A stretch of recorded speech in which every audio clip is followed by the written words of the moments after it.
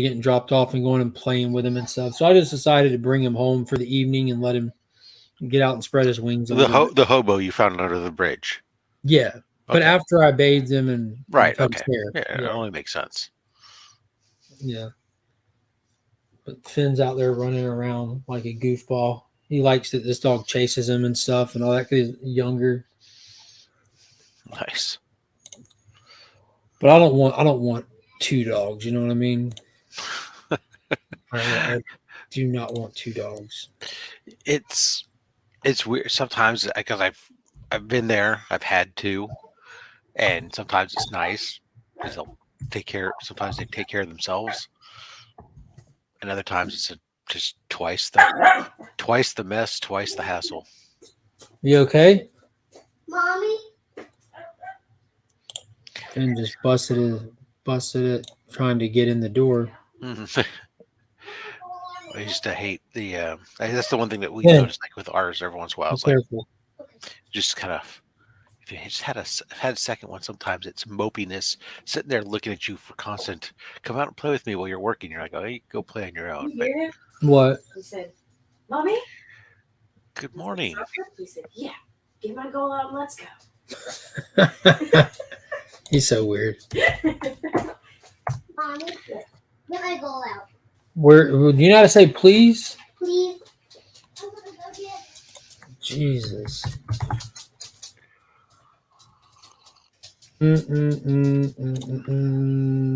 Do this, that, this, that, this. Hey, Dale. Good morning to you, sir. All right, I'm going to not look at work for a little bit. Now that I've gone through my inbox, I don't know why I bothered. It's an hour and a half before my shift starts, so Get ahead of the curve.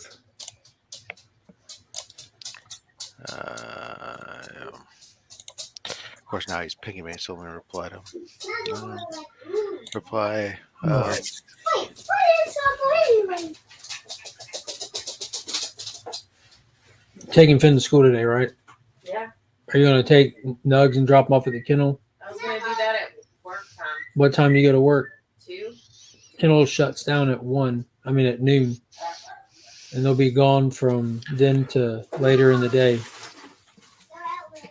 Friday. Hey, Derek, how Oh, you it doing? is Friday. I was thinking it was Saturday. Yeah, okay. Yeah, that's fine.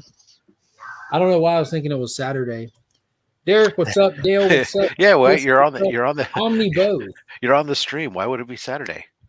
Dude, I'm Just damn because you'll white. be on a stream with me on Saturday. Oh yeah, that's tomorrow. Yeah.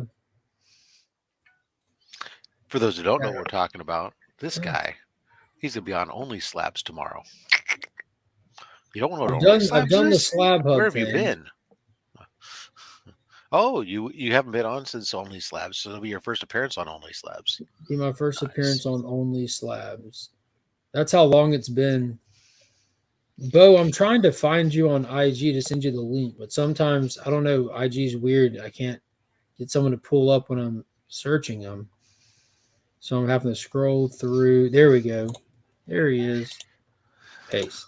I tried just to search Aussieverse in the DM. You don't know everybody? No. Instantaneously. Zuzu. What's up? First special appearance by No, he was on last week. Zuzu was Or on Zuzu last, last week. week. She, whatever. It. Yeah. They, them. Good morning, brother what is Zuzu's John. pronouns? Bo, I just sent you the link if you want to jump on, brother. Zuzu, what's your GGG1, pronouns?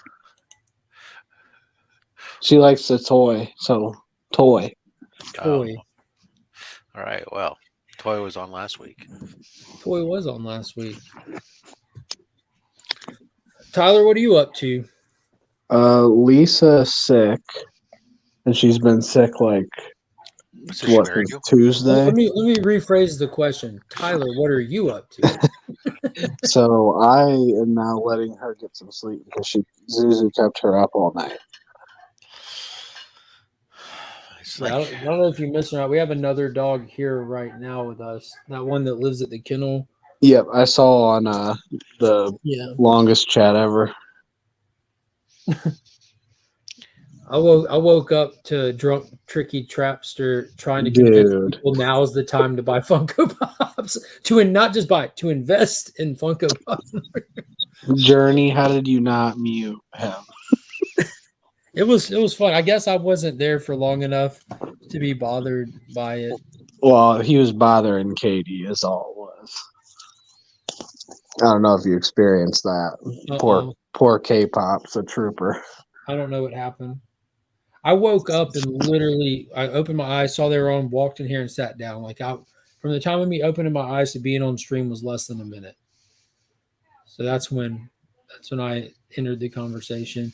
Yep. I told him investing in Funko Pops right now is like in 1998, someone saying, "Look, baseball cards right now is the time.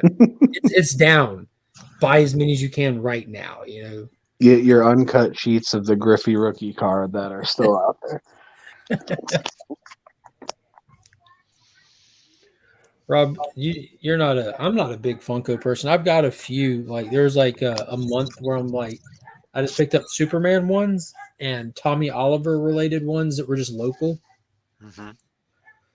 and I don't know what I'm going to do with them. Like I don't have the stomach to throw them away or just to offload them because I go to and look at them like these are still kind of cool, I guess.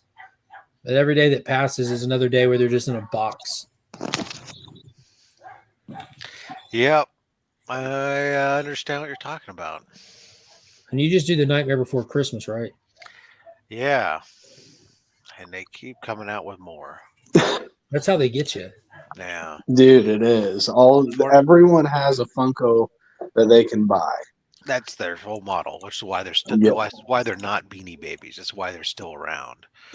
That's exactly what I said, because there's so many properties that they've gotten a hold of. So many fandoms, so many things. The one thing, fortunately, has been is I've started to run out of space for where I've designated for my Funkos. And the Nightmare Before Christmas line most recently was a bunch of blacklight ones. And I don't care for the blacklight ones because the colors are all weird when you're just sitting there normal. And it's like, okay, that's just gimmicky. I don't like it. I can skip those. Um, so really, I have almost all the ones that I want. There's really only one Funko that I'd like to still get for Nightmare Before Christmas, and that's the original Mayor. But that was one of the ones that was like vaulted. My shop has it. The original Mayor. The original Mayor. We have it right now at my shop. And how many hundreds of dollars is it? I think it's 300. It might be 4, but Will we accept $50? they're doing tomorrow is the 1-year anniversary at the arcade, and I think they're doing 30% off Funko. Mm. And I could probably get it cheaper. What would you want to pay? I'll have to think about that. Let me know. Yeah, I will. Because it's one of those ones that's been vaulted, and like I said, every time I've seen it, it's always been $400 minimum, practically. And I'm like, oh, I cannot do that. I will. Ask them if they'll take 50 and tell them it's going to a good home. Yeah, I wish I remembered how much it was priced at, but yeah, I know for sure they have it. They've had it for a couple months now. All the more reason to get a good $50 out of it, and that's shipped, of course. Bo's saying that the blacklight ones are eating some money on the second hand. I did not know that. This one, but I don't care to play the second hand market. So I think we'll both want to break by the time you're ready to go to work.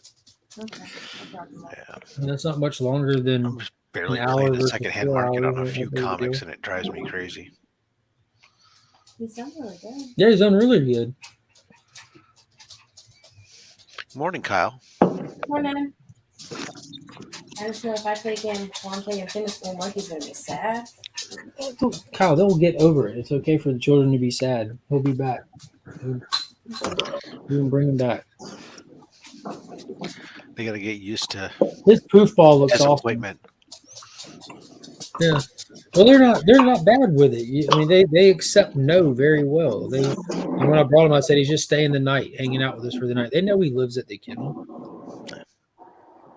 Mr. Beckerman, good morning. I'm not to you, falling sir. for the puppy dog eyes stuff. Not from humans. I know I won't bring up Last of Us because I know Rob hasn't watched it. But did you guys watch Mando? He doesn't care. I don't care about Last of Us because I'm not watching it at Yeah, all. let's talk some Yeah, Mando, space Yeah, let's talk. skaters. That's why I want to say Mando robots. because you're here. Sure. Go ahead, Rob. Take off. It was a giant rehash show. So it was like it was mediocre at best. But on hindsight, I understand why they did a rehash show, because the reality is that everything that they rehashed happened outside of the Mandalorian series. And so what they had to do was restate everything that happened in the Boba Fett series, that with regards to Grogu and Mandalorian being told he's got to go, Dinjaro being told he has to go to Mandalore and bathe in the river of fucking Styx or whatever the hell it is. And, so they had to redo all that for Mandalorian. So that this episode basically became in case you didn't watch the train wreck of Boba Fett, let's catch you up and go from there. Now, of it, the coolest thing I thought was fucking space whales. Seeing the hyperspace whales that we know tie us back to Rebels, and is obviously a tease for some of the stuff that they're going to be doing with leading us into the eventual Ahsoka series. That was kind of cool for me. I was wondering what that was. I didn't know.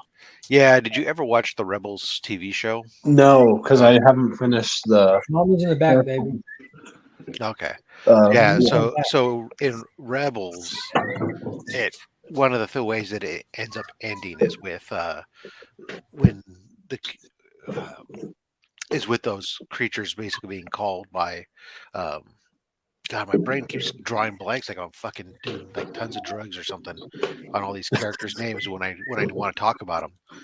Ezra Bridger and Admiral Thrawn, when they disappear,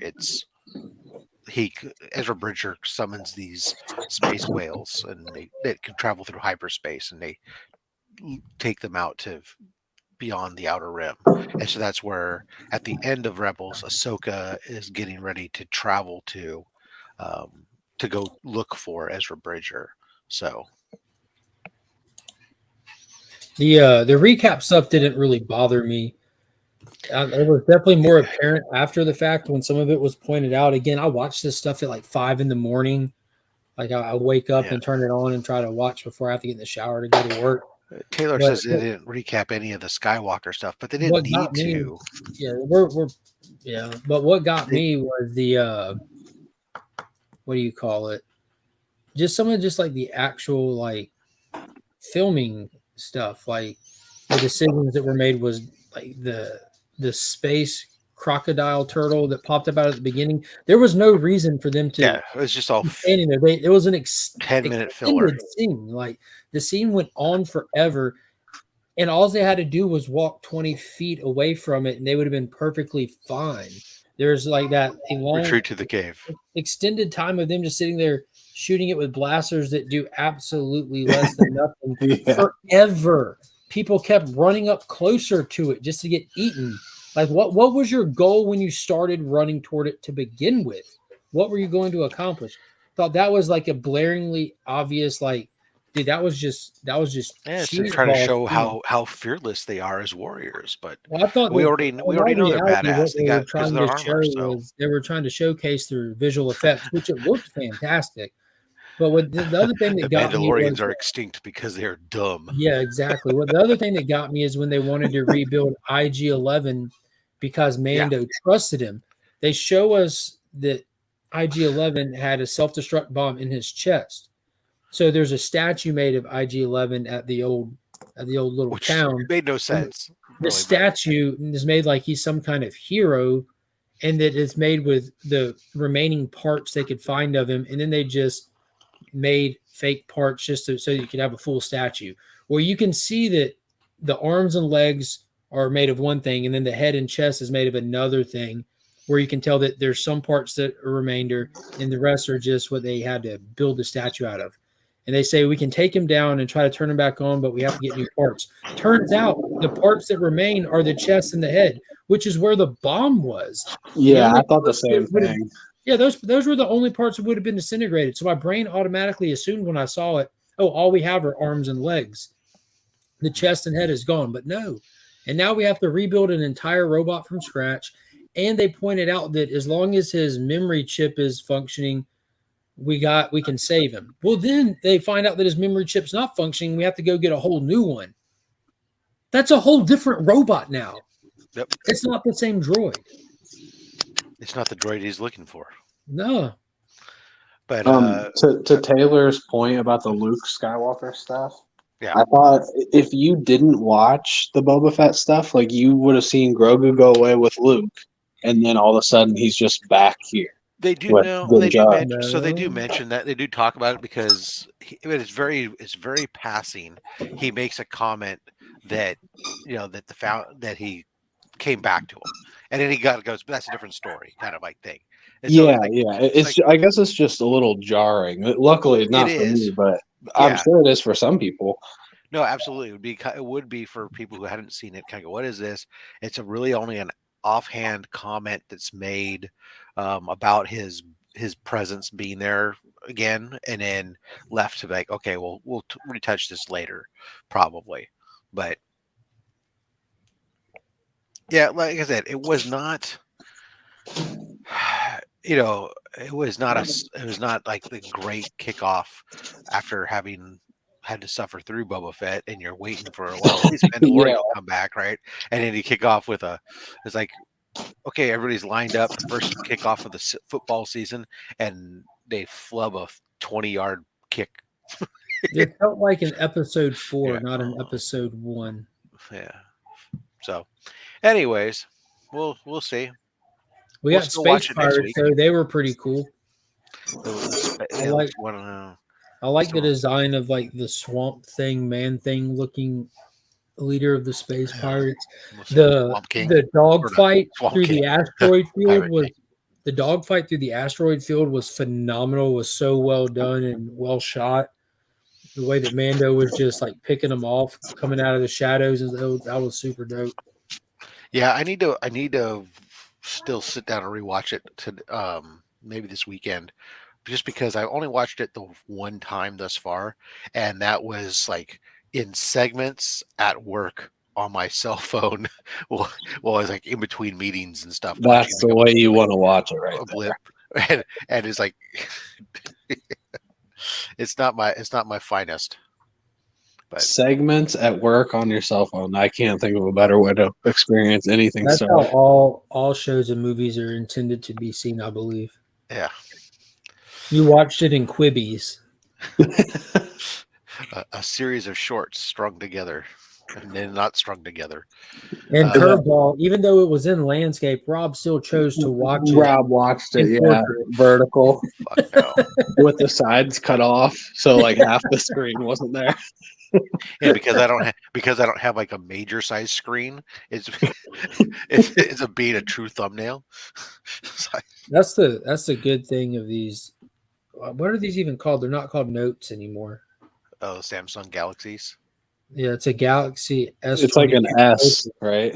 It's an S22 Ultra, but these things are big. Oh, this is the Google one, and they make them big. I intentionally get the smaller one because I want it to fit in when I put it in my front pocket and I sit down and other stuff. I want to have room for my junk. I don't sit down with my phone in my pocket. I haven't done that in a long time. Watch it. Even with my flip old phone. Well, I do have a stack of those. I got a stack of them outside in the garage, along with some original droids. And I was about to say he's not that bougie, Taylor. He used a Sidekick. Watched on my BlackBerry, man. BlackBerry. Mm-hmm. Well, I had because I'm old. I mean, I had my old original GTE Motorola brick phone. Pull their antenna out, flip a little piece of plastic was down. like yay thick phone, like the ones from Night at the Roxbury. So it wasn't the single piece because it was a smaller gray, and it had a little flip on the end of it. But the flip on the end of it really did nothing more than just cover the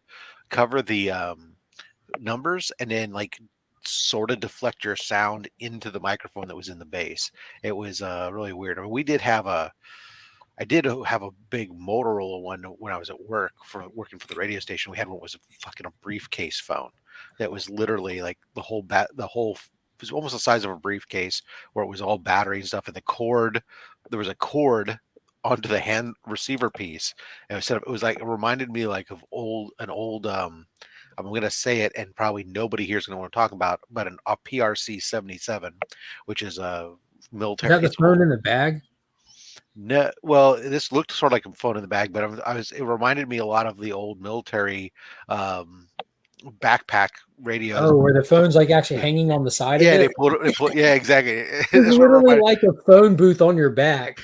that's what it reminded me of, dude. Did I have a Palm Trio? No, I had the original Palm USR, the 1000, the Palm 1000, and then I later on had.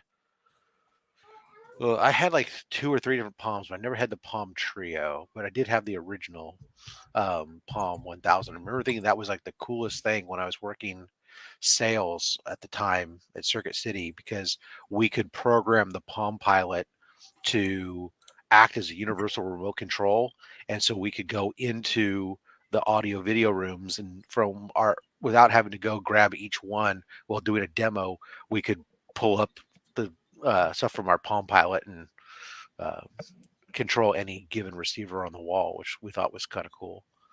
Good morning It to really Flo wasn't, Cameron, who joined the because chat. none of us ever Launch got laid Comics with because of it. But Kids. just saying. Palm Trio was killer for that time.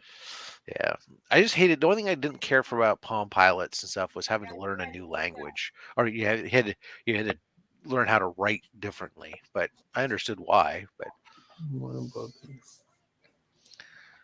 so the only piece I think of wrestling news there is just, what do you think of Eddie Kingston thing? Is it a work? Is it real? Yo, I'm behind on wrestling. I'm going to get caught up Oh, this weekend. I have to watch Rampage from last Friday and Dynamite from Wednesday. I've been real busy rewatching Superman and Lois, the New Adventures of got it. New Adventures of Lois and Clark one. I've just been, I don't know. You just go through movies. Hey, will you shut your mouth? I feel like I was a bad wrestling fan because they're in San Francisco, and I didn't even think about going. Derek I'm says with you. Work City, Rob. Work City. Well, I'm with you, Derek. I immediately think that myself What's too. he doing? He and Ortiz, they were in a match. They started wrestling and left this battle royale and fought in the backstage, and then security had to break him up, and then basically he said, "I quit AEW." And Oh, stormed off. they've been building this up for a while, because remember they've been putting the House of Black in between Ortiz and Kingston. Yeah, well, no, that's been going for that part of it. But then basically it's the thing is or not Ortiz, but Kingston saying that he quit. Get some shoes on and then ask her again. Well, he quit AEW is what he said, and then then he was promoting some independent show the other day, calling himself an independent contractor. One speculation, of course, is that I think he's now that Ring of Honor's got their own thing, that he may be moved over and do just Ring of Honor stuff potentially. These guys do both anyways. Well, they do right now, because especially since Ring of Honor didn't have their own thing, but now I guess Ring of Honor's finally got their own taping schedule now, getting set up, so you may see a little bit less of that. I mean, a lot of AEW guys hold Ring of Honor titles right now. Right, and they may see that change up. I don't know. Depends upon what I think it would be great to send Eddie Kingston over to Ring of Honor, because I don't need him for one, and think he's a good fit for over there. And the roster at AEW is just so many people and so much good talent. It's hard to properly book for them, man. They missed so many opportunities. Just started Ring of Honor last night. So where's it airing on? I don't even know. It's probably YouTube, but I don't know. But at least they're on regular taping show schedule, which means that they can start to do stuff and storylines there, and you'll probably start to see if that's the case, and they're going to keep if they're smart, they'll keep them separate, much like NXT and WWE, right? Keep them pretty much as different brands, and you may occasionally see somebody cross over, but I think if they're smart, they'll start dropping some of the ROH titles onto people who are going to be just primarily on ROH. Yeah, and then I mean the crossover stuff is fun. Is like especially when you don't overwork it. You know what they did Forbidden Door last year, where they had New Japan come over and do a pay-per-view with AEW, and that was fantastic. Those were some great matches, except the Eddie Kingston slap your chest fest. Yeah, but there's just too many. There's too many with the if they don't separate out those titles and have the ROH titles go back over to ROH and stay there primarily. There's just too many titles in AEW that's watered down. Everybody's got a freaking title, and it's just pointless. And they don't even like.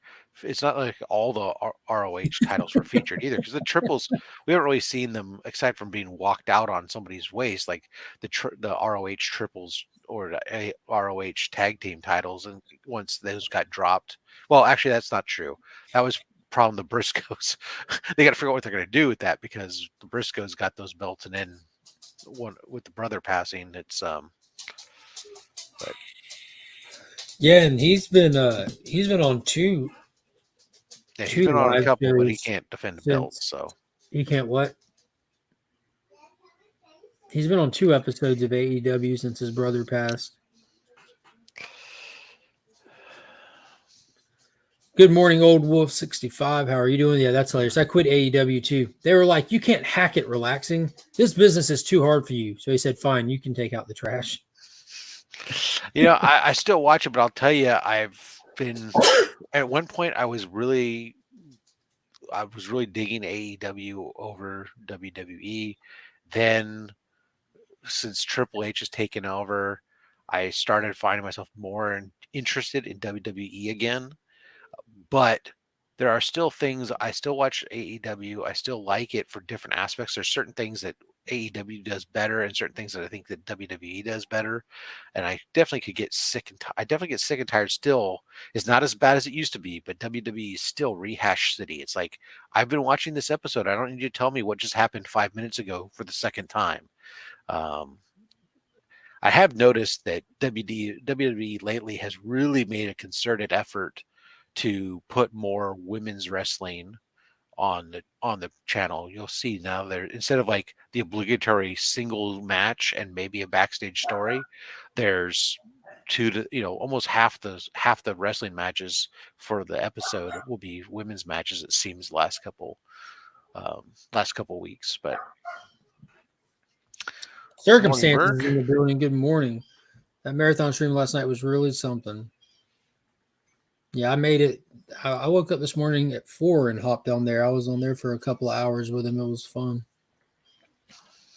I got there right on time for Tricky Trapper said he's a little drunk, but he was telling everyone now's the time to invest heavily in Funko Pops. It was hilarious. Incidentally, he's selling Funko Pops. The pump and dump master. Let me tell you guys, right now, the greatest investment in the world, I'm going to tell you, used tissues. In fact, this one here is for sale. Especially Baby Yodas and Spider-Man. What's great about used tissues is you think they're spent, but if you ignore them for an hour or two, brand new again. Reusable. Boom. Save the environment, people. Oh, I wanted to especially talk to Rob about it because I know Mark and I barely touched on it, but on the Pressable Defect show this week, which was a great show. If you guys haven't watched, you should go check it out. They brought up a new counterfeit CGC slabs that are now circulating. I've been hearing this, like they came out of the Pacific Northwest or something. People were speculating. Yes, that is where they came out of, and there was a Hulk 1 6.5, I believe, that sold that was found to be fake. And these are CGC slabs. They're finding a way to open them without damaging the slab. Cut open the bottom. The first thing I thought about was like all right. So first off, whenever there's collectibles, whenever there's enough money involved, there will always be counterfeits. For as far back as money goes, there's always going to be counterfeit people out there. When you have something like this, like a CGC slab, I immediately think an employee is involved. They don't have to find a way to crack the slab if an employee is involved. They just Well, bring the slabs. slab looked to be tampered with. So you should really go watch that because it looks like they were able to. I think that's a good guess, but Well, I had that recently on mine, right? And it wasn't So even a high dollar book. yeah. So I mean, I don't know if you saw it, but I did a video. One of my Monday mail calls, probably about a month and a half ago, was it's titled like scam, and it was I bought a slab on Shortboxed, and it was All Star whatever the issue is, first Power Girl, and it arrived, and when I got it, I'm looking at it and I noticed that when I'm showing it off, I was like, oh my god! As soon as I put it out, the book was kind of like not. Loose. It was it wasn't loose. It wouldn't move around, but it was at an angle, which was very odd because I've seen that with like PGX and with others, but I hadn't seen that with the current CGC with their current inner well.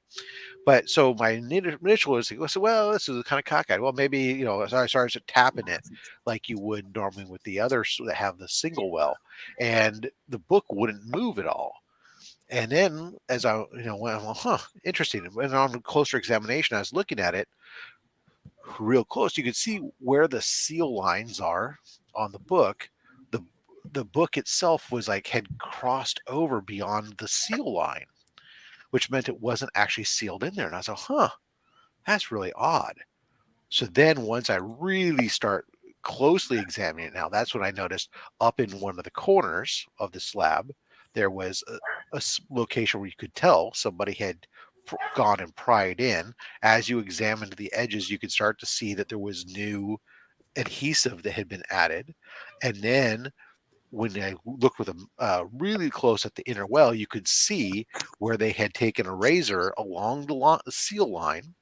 And they had actually, on this one, it was a poor job where they had actually kind of, at the very edge, they kind of missed the seal line. But they had taken a razor blade, slid along, and replaced the book that was inside.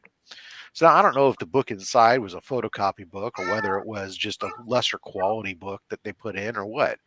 But from the label, if you typed in the label was legit label, because when you typed it into CGC's website, that number came up as that. And who knows? Maybe it could have been a photocopied label if somebody was doing photocopy books, for all I know. Yeah, that's all I was going to say to comment during his point real quick, because he asked, don't they have serial numbers that need to be verified? And that's the thing. The labels that they're using in the like the forged copies are, I mean, that's just a forged label. Yeah. They're looking up and photocopying, like Rob said, books and labels, and then just rebuilding them. Or somebody has a Hulk one and they crack it out and they put that photocopy book or whatever they're doing inside of there and go. But yeah, so it's I had something. I don't know if it's one of those. I doubt it because this was a pretty low book unless it was an early attempt at before they started doing some bigger books. Fortunately for me, I caught it and I bought it from Shortboxed, and Shortboxed, once I contacted them and sent them all my pictures and stuff, they sent me a return ship label and they took it back in. They did their examination and they refunded me all my money. So the moral of that story is really no matter what you buy, if you're buying a big book like that, especially, I probably would do it someplace where you can view it, or make sure you're buying it someplace that has some good buyer protection in case that kind of stuff. Yeah, that Hulk one that I was referencing earlier was a correct serial number, and you really need to go watch it. Pressable Defects. I want to say it starts around 15. I went back and watched this segment. It's really not that much information. They photo scan books. They recreate labels. They put them in slabs. It's really, that's all there is to it. I mean, maybe that's what they're Well, doing. Maybe they're taking real labels and just altering them. Maybe well, yeah, I know that. Yeah, we. because I also know that It's hard to know. I saw the clip with Golden Age Guru had also posted about this in Yeah, his. my point is it's not really like the little details of how they do it's not relevant at all. It's the fact that it's being done is the relevant part. Right. Yeah. You have Well, legitimate there's looking a lot of labels with information serial there too. numbers that match They the book. talk about the size of the comics were like very slightly off on some of the Golden Age and Silver Age books, and that was one way they discovered it. And yeah, I thought there was a lot of good information in there. Yeah, it's not an expensive book, but it was a 9.2 book. So But okay, so one thing, because I'm in the Pokemon card community, Rob, you can attest to this as well. oh yeah, absolutely. The PSA is like one of the top grading companies. Well, their slabs are shit, and I hate buying PSA slabs because they're known to have a lot of fakes out there. And that's why I really like to use CGC and Beckett specifically, because those slabs have, according to what I've seen, not been faked yet. And that is one thing about CGC is I think they're the high dollar one, and I think they're much more easily faked. And I don't think they could fake a new CBCS slab. So I hope CGC counters this with a way to make their slabs more tamper proof. I wonder. This is a good point too. There's a lot of cracked labels out there. Just using that Hulk 6.5 as an example, how the serial number checks out. I wonder if they've accounted for the real one. If this is a fake copy, where's the real one? Yeah, I don't know. Been resubmitted for a new. It is a new book. So crack clean press and resubmitted, and not by CGC crack clean press. The CGC census is, I mean, all of these censuses are so not the case, not near the case. Yeah, Not, there's there's always a question, especially on older books when you get into Golden Age books and stuff, and where there's low numbers. There's always questions about how many of them are legit versus how many of them have been potentially cracked out and resubmitted, where people don't send the label in. CGC um, likes for you to report that you're sending the label or something if you've cracked it out and pressed it or whatever to have it run. So that way they can remove from the census. But some people feel like, oh, if I send in the label, then they're going to not really grade my book or something, or they're going to take that into account, which isn't the case. But probably I don't think. But no, I I mean, can't if the imagine. graders see that grade, that's Yeah, I mean, because they take anything that identifies the book away, or so they say. Let's just go. But so like when I'm sending in like my name where it's going in, I specifically asked for for my presser when he's done doing all the mold remediation. I said, hey, make sure you send in the label, and I logged it because I logged it as that this was a regrade and stuff that we're doing stuff on, because I want to make sure that my other one gets. I don't want to I want to duplicate it on the census. I want to continue to maintain the fact that this is a book that's the census is a small. lost cause. I mean, how many It's better than not knowing anything. Yeah, I mean, if anything, I think that they should be happy if people send in a photo of the label, and not even like if you're a presser, for example, like just email photos of labels of books you've cracked. That way, they don't know what book it is when it gets sent into them. They don't have that built-in human factor that you can't get around. Like you grab a book, okay, I know this was a 6.5. Let's see if it's still a 6. Like you don't want them doing that, but if they just have record of labels getting cracked, like Justin cracks comics all the time. I mean, they'll do that when you send it in. If you send it in for just a reholder, they'll look at it to see, okay, does it look quick? They do a quick spot check to validate that it looks like the grade was before they just simply rehold it and go. Because you send it in for a reholder, that is true. There is a chance that they could regrade it and hit you differently. Yeah, and that's where I have 2 books I'll open up some point this week that are in old original CGC. And the same thing with sending stuff to Signature Series. I was talking to Chris, the comic vet. and he was thinking about Oh. an upcoming signature thing, and he was like, "I'm thinking about just buying a 9.8 slab off of eBay and hmm sending it in to get crack signed and reholdered." I'm like, "No, dude. When they different departments, they'll crack and acknowledge that, then they'll put it in the stack to get the paperwork to get signed, and then it'll get sent to the graders, and they didn't see that cracked slab beforehand. They don't know it was that, and they regrade it from scratch." Yeah, but and I understand, Chris, because I've actually done this in the past. Mhm. If you're looking at, if you have a book, let's say I had in my particular scenario, I had a book in my PC that when I looked at it, I wasn't sure if it was a 9.8 candidate or not. Oh, it's good to grab a pre-existing. And Sure. a 9.8 book slab version of this book wasn't very expensive, but I wanted to get it signed. So I was like, oh, you know what? Let me buy it. Unfortunately for me, there wasn't a CGC one available at the price that I wanted to pay for this purpose. So I had to buy a CBCS one. That meant I had to crack it out myself. And this was the very That's first time I difficult. ever cracked a CBCS slab myself, Bring a chainsaw. and I ended up damaging the book, pulling it Well, out. that happens when artists sign it. Was kind of what I was getting at. Like, Yeah, if buying one at already a 9.8, that gives you but great opportunity for another one. But when they sign these books, I mean, there's countless examples of sitting in a 9.8 and it coming back a 9.4 or 9.6 after the signature. so having cracked a lot of slabs and sending them in for signing events, I have had only one book. Well, I've had two books that have come back with a decreasing grade. I've also had two books come back with an increasing grade, and one of those books is the same book. So I had a book that went in. It got a decrease in a grade, and I cracked it again for a second signature later, and it got bumped back up to where it was before. Um, Very good. so I'll tell you, it's pretty. They have historically been for me, and I've probably cracked 20 to 25 slabs to have signed. I would say that I think that's a fair number, conservative. And I would say that overwhelmingly they come back exactly where they were before. Oh, Uh, I'm sure that it's definitely especially more often since, than not. especially since for me, when well, actually, when you send it in, I'm sending in a slab, they crack it and they put it in their thing. They do the whole kit caboodle.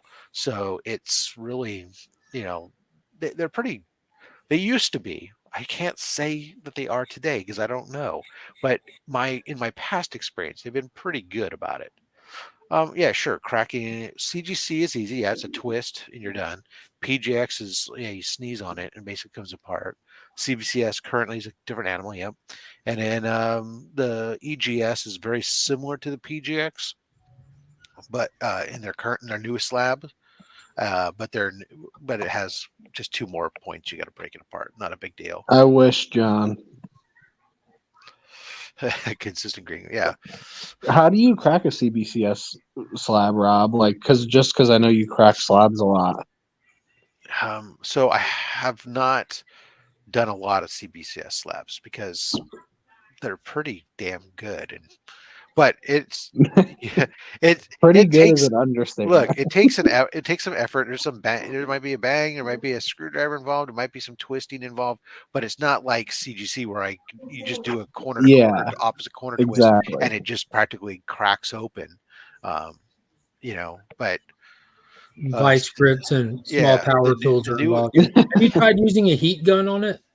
no, really, I haven't had a need to crack too many CBCS slabs, and even CGC, I don't crack a ton myself. I often, I could tell. usually, if I'm having a slab cracked, I'm sending in for a sign event, and I send it into CGC the way it Yeah. is, Yeah, and they do. let them do it, or because if I'm shipping the comic, or even if I'm sending Yeah, something it's the like best way. even like when I sent my Namor book to the Rogue Trader, I said, "Hey, if I send it to you, you could crack it on your end." He goes, "Yeah, absolutely." I said, "Great." Then I'm going to send it to him because you know what? That means that in the shipping, that's their problem. Or the comic's going to survive shipping that much better because it's protected by the slab. And when it gets to my presser, he's fully insured and everything else. If he does something to the book and ruins it, at least I get some money out of it. If I crack it myself and I ruin the book, I'm just fucking pissed the money away. Yeah. So, yeah, I've done one CBCS. I don't really aspire to do another. Yeah, No, they are it's what I always said though about I want to say I even brought up the card thing before about how fakes are out there and you really want to have a slab that's more tamper proof, and that is what I loved about CBCS. And now I just like think about it all over again. Like, damn, I really am going to look at my CGC books. I actually came home after listening to the Pressable Defects stream and checked on my Brave and the Bold 28. Oh, I measured it because that was one thing that they said about the measurements, and that the book itself looked so good and it was fooling so many people that were in comics for like decades. And I was like, well, I'm just going to go measure my book to see if it checks out. And it did. So that makes me feel a little better. That's also a question of if it's a decent, especially is when you look at it, is how you would just give it a pass because it's in the holder, right? So, and I'm sure that there's some aging and stuff that they intentionally did on stuff, but yeah, I really think you should watch it. You would think it's interesting, Rob. I know you would think like what maybe they I'll cover. queue it up today and see if I can. Around 15 minutes in is when they start talking about it, All but right. they go into great lengths about it, and it's We'll take a really look. interesting. I was just getting caught up on the new CBCS grading tiers stuff, so I could be aware and knowledgeable of that. That's a joke. Yeah, what is it? I So heard about it, but I don't know what it is. so CGC, or I'm sorry, not CGC, CBCS. So CBCS, they had their regular tier grading, right? Which of course the lead times are a year almost. And then they had their express, right? When they introduced their express, which was like their 15-day turnaround or whatever, and it's super pricey, right? And so it was kind of like this: you're forcing us to pay a crap ton of money in order to get 15-day turnaround time. Otherwise, we have to wait a year. What the hell? So now they introduced a premium tier that goes in between express and standard. So the premium tier or premier tier or whatever they're calling it basically it's a 60-day turnaround time, and it's $10 more than the grade price. So if it's a $24 grade, oh my god, that dog is evil. Yeah, it's red eyes from the light. Yeah, that's now it looks happy. That dog looks so satanic for a moment. It did. So anyway, so yeah, so if it's a $24 normal grade, then it's $34. You get the Simba. you get it done in 60 days. So it's still just another like, oh hey, we're not going to fix our long lead times, but here's another opportunity for you to pay like 50% or 40% more for us to do the same job, just for us to put it further ahead in the line, which means the stuff that's actually in the standard queue gets pushed further down the road because people are paying to play to get things done earlier. But I just don't see that it's going to do. I think CBCS has already fumbled the ball so much that that adding this tier will help some of their diehards, but it's not going to do much else to win business. I think it'll help some of their gullables.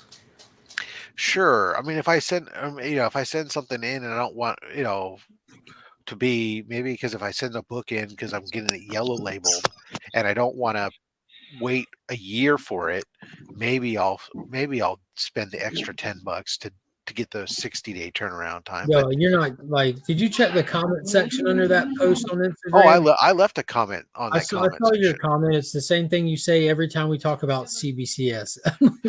Rob really picks a hill and he sticks to it. Like this is his battleground. I got two major issues with them. What I was referring to is in their comment section, everybody was like, "Yo, where y'all coming up with these projected turnaround times?" And they're like, "They're just projected. Like, then what's the point of saying them? These aren't your turnaround times." Right.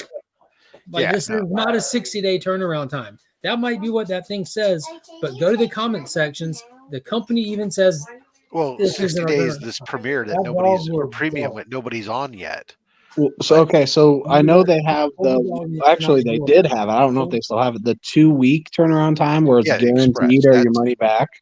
that's the Is this Express. guaranteed or your money Oh back? no, 60 no, no, days. no, It no, should be no. because if they're doing that for that tier, why wouldn't they do it for Well, this tier? because Express is almost double the price, But this is still what you said, 40%. I mean, something like that. that's Yeah, because if you go to CGC, right, Fast Track's not guaranteed, yeah, I get right? it. But the So what they're CGCS doing has is kind of separated themselves with that this is 2 week just guarantee. their version of Fast Track, and then they're Well, still saying that's that stupid. if you want the guaranteed, you pay more. It's just another pay to play thing. I would like Um, it if it was guaranteed 60-day. I wouldn't think maybe, that would be that bad. but even still, I stood look as Mark said. I'll stand on my hill. My comment was like, I will live with your fucking 1 year turnaround times or whatever if you can fucking get somebody to answer the goddamn emails in You're less than begging 3 him, to but 4 you're weeks. begging them to charge you more money essentially because you're getting it for a lower price with their current era. Yes, Burke. CGC's turnaround times right now they're actually down. So modern books are turning around, and everybody that I've seen, including my You own suck submissions, ass, TJ. less than 15 days. I'm getting them back, Yo, and Comic Man Andy even even their did a video about like, is their quick turnaround time hurting yeah. their grade? Are they actually stopping to actually grade our books? This is moving so fast. Well, they're having them single graded, but they're definitely not having them triple graded. But their turnaround times are so fast, they probably should go back to triple grade, having 3 different people grade a book, and then compare that, and that would help with some of the inconsistency in grading we're seeing out of CGC. With But CGC, Derek, or with CBCS? I'm assuming CGC. and got see, I submitted through my LCS, got it back. That would be CGC if he got it That's what back I'm in five assuming. weeks through his LCS. Yeah. So CGC Direct, um, 36 for modern. Yeah, if you go direct through CGC, there's no need to pay for Fast Track right now because it's like 15-day turnaround times, and even CCS pressing on moderns is like 20 days. I would never trust them unless it's signature series stuff I've that had they're stuff tracking. pressed by them in the past with no issue. And to be perfectly honest, I just sent a batch in of modern books that don't need much of a press. Their turnaround time of 20 days and in house and not having to get packed up and shipped again. I just sent it to CCS. I'm going to let them try it out and see what they're like. I haven't used them in 2 years, but there's some basic modern books. Let me see how they do. I've never had bad problems with their pressing in the past. I just didn't think that they did extra work, extra effort. But for this, Yeah, with how some pressers have really long turnaround times, yeah, that's pretty good. yeah, it's absolutely insane. So it's like, okay, let me see what that happens to be, so I can talk about it, from a position of knowledge. But CBCS, God forbid, if you send something to be pressed there and ingraded, it's damn near 2 years, Yeah, I unless just, you I just, I pay. just can't imagine CCS doing a more thorough job than somebody who's staking their reputation on it. Well, CCS does. Remember, they're it's a separate company. It just happens to be they Yeah, but share I'm saying submission. it's not an individual staking their reputation on Oh, it though. It's a okay, company. I see what you're saying. Yeah. But anyways, as I was saying, so for CBCS, look, I have my biggest complaints with them. There's one is straightforward is their um, email response. I got get an automated response, but it's taking 3 to 4 weeks to get a person to maybe respond to your email. That in the customer service industry is completely unacceptable. Fucking hire some people overseas. I don't care what it is. Get somebody that can respond to an email and look something up in your computer system. Second is fix your goddamn pricing. So that way when your pricing that's on your website is the same pricing that I enter when I enter a book into a submission form, that it's the same price. I'm getting tired of entering in books where the book pricing that comes up on my order form and the invoice is higher than their actual published website prices. And then you have to fight with them on their to get I them know to you charge do you that. correctly. They're basically doing bait and switch.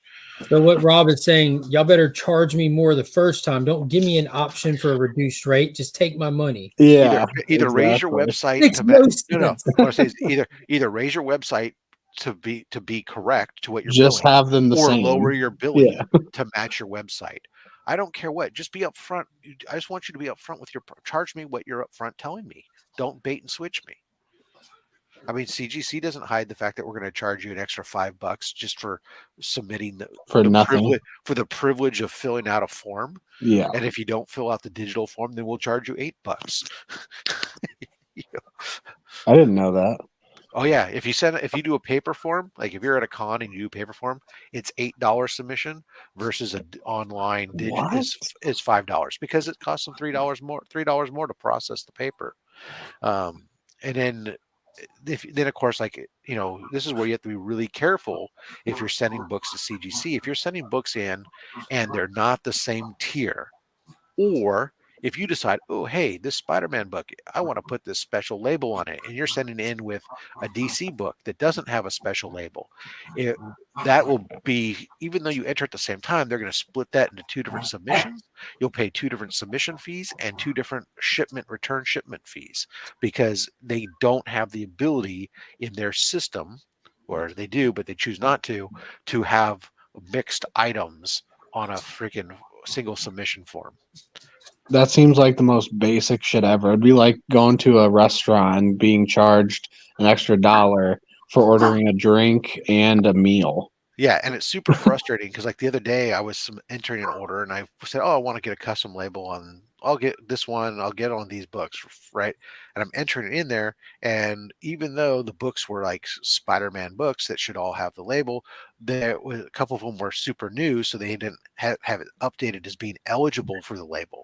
So because it wasn't coming up as eligible, there was no way for me to select the label, and therefore the other ones I had entered where I did, this wanted to put it onto a separate submission. I had to close out the whole thing and start all over again, because you can't go back and edit a single line item like that to remove a label.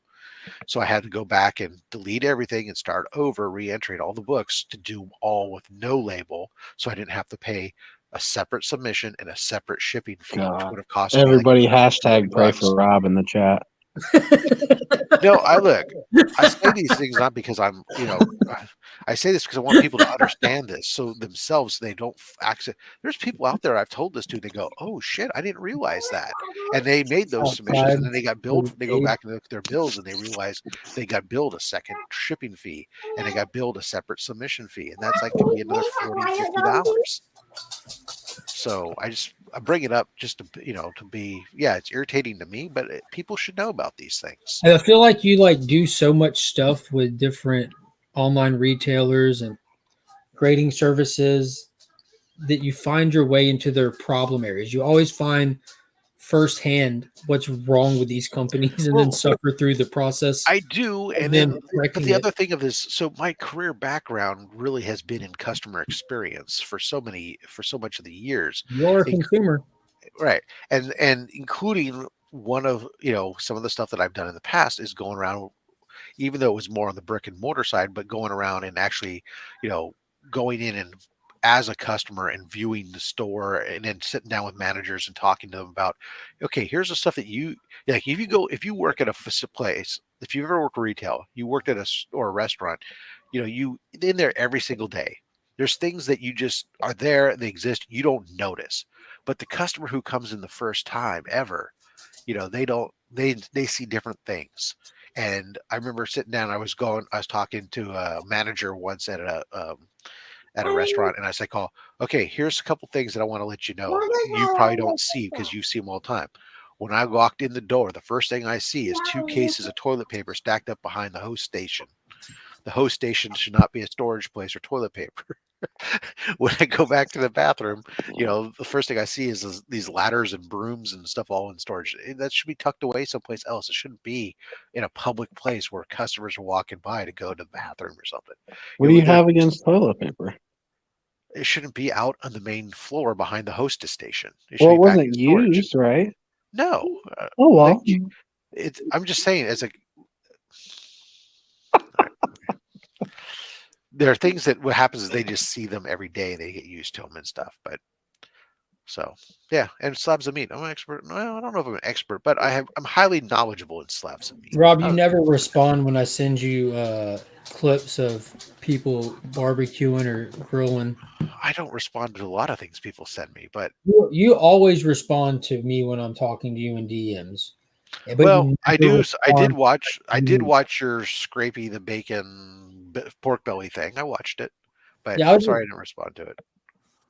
I'm like, I wonder if he's offended when I send him videos of people doing. It's not very often, and I watch those things all day. Like, Right. I didn't know you. I didn't know you were on Instagram anymore, Rob. You've never responded to me. You don't send me anything, buddy. I'll start. There are certain things that sometimes I get. I don't watch. I don't watch. I don't spend as much time on there as some of y'all do. Yo, so I assume like maybe like it just frustrates you. Like people send me dog stuff. They Right. see something with a dog, I'm like, dude, I don't give. I could care. Like it's not even possible to care less. Like not even just that. If I see a dog on IG, like I don't even wait to see what it does. I'm like auto pass. Yeah, I do get a lot of that where there's a lot of people who send me every clip of something neat that they think that's kind of cool. And usually I'll watch them the first time through, but sometimes it's the 7th or 8th time that somebody's seen it and sent Yeah, I it don't to me. send you a lot. Like it's like No. once every blue No, moon. but like I think that same clip, like the one with the crispy pork belly thing that they did, like I saw that one. Like 4 different people sent it to me, and So that's where they like take that fillet, they put other stuff on, they roll it up, and isn't that the one that was a sent you? different one. Okay, Yeah. yeah, that was a different one. I was I'm thinking just the most trying to recent send one. you ideas because like I've told you before, like you barbecue up something good, I'll happily break my diet. I'm just trying to make sure you know what I'm into for when the day comes. Yeah, I'll send you my meat if you need. No. Yeah, well, everybody's hanging out in the chat. Nobody's popping in today, huh? Yeah, I was just thinking that. It's 8:30. This is about the time people start popping in usually. No, good. Yeah, it's been raining. Actually, I can remember I got to cover up the grill today because I uncovered the grill last night to curl up some steaks, but it's going to rain again, so I got to cover it back up. All that 70-degree rain. No, it's been cooler. It's only been in the upper 50s, low 60s. Oh, damn. We're like the only part of California that hasn't had freezing rain, something like that. So I think it's what is it? Yeah, tomorrow's rain. We get rain, scattered showers, rain, and it'll be 54 degrees is the high. Legion of weather forecasts. Yes. Only in California. Tyler, what'd you think of The Last of Us? I thought the episode was a complete waste of my hour. 100% the worst episode, not even fucking close. Yeah. I think every episode has either been great or spectacular, and this one was nothing. And I just watched Andy's thing last night where he goes and breaks it all down. I guess that episode was the DLC. And if you don't know what DLC is, just downloadable content. So this was essentially not even part of the game, just added to the game. Like I could have guessed that from the fucking episode. What a waste of time. Yeah, so if I felt like they were trying to like fish for that episode 3 magic again, having this like little personal moment, da da da da da. But it wasn't at all. It didn't have it one bit. It was just awkward and wasteful. You had me at Andy's thing. Yeah. Yeah. I always try to watch Andy's thing once a week. Good morning, gentlemen. Good morning. How are you? Like I think it was shot fine. The story was just you can tell it just didn't really It was work. completely unnecessary. Like You're it talking added about nothing for me. The Last of Us. Yeah, the newest episode. And then for them to cut away from what would have been like the most impactful moment, Yes. like they cut away. There's them both sitting there infected. I guess we'll just wait till we turn. No, and we know as a viewer that Ellie's not going to turn. So how is she going to handle this situation? Like she doesn't know that she's not going to turn. So what would she have done? And then they're like, yeah, we won't worry about that part. Well, Izzy, they succeeded then. I'm with you, Derek. I've never played the game. I'm just going straight off the show. And Yeah. So Yeah, even same. Never so played. even in the game, as a person who is, it's one of my favorite games. That episode definitely was filler to me. That DLC piece was filler. But what happens is with the DLC, it's twofold, right? So it's half flashback with her and Riley in the mall and all of that, and then it's also cuts to her. I think she had to break into a mall wherever she's at to look for a pharmacy to get medicine for Joel because Joel's back at the house all messed up. So those are the good parts of the game. no, you don't. Why would you skip an episode? You might as well watch it if you watched them all, man. Yeah. But if you miss it, you won't miss anything either. So, but If here's the thing like, if you about saw the way the DLC. episode before it ended, you should definitely be curious what's about to happen. No, I don't think you should skip it, man. Like I think you should No. watch it. It's not. No, I wouldn't skip it. Yeah, I wouldn't skip it. What happens is here's the issue, right? So, hold up as I plug into my hardline. Here's the issue. This version of Ellie is not likable. No. So even in the DLC, like she has some like cute little redeeming qualities. She's naive. She doesn't know what's going on. She's born after the world ended and all that stuff.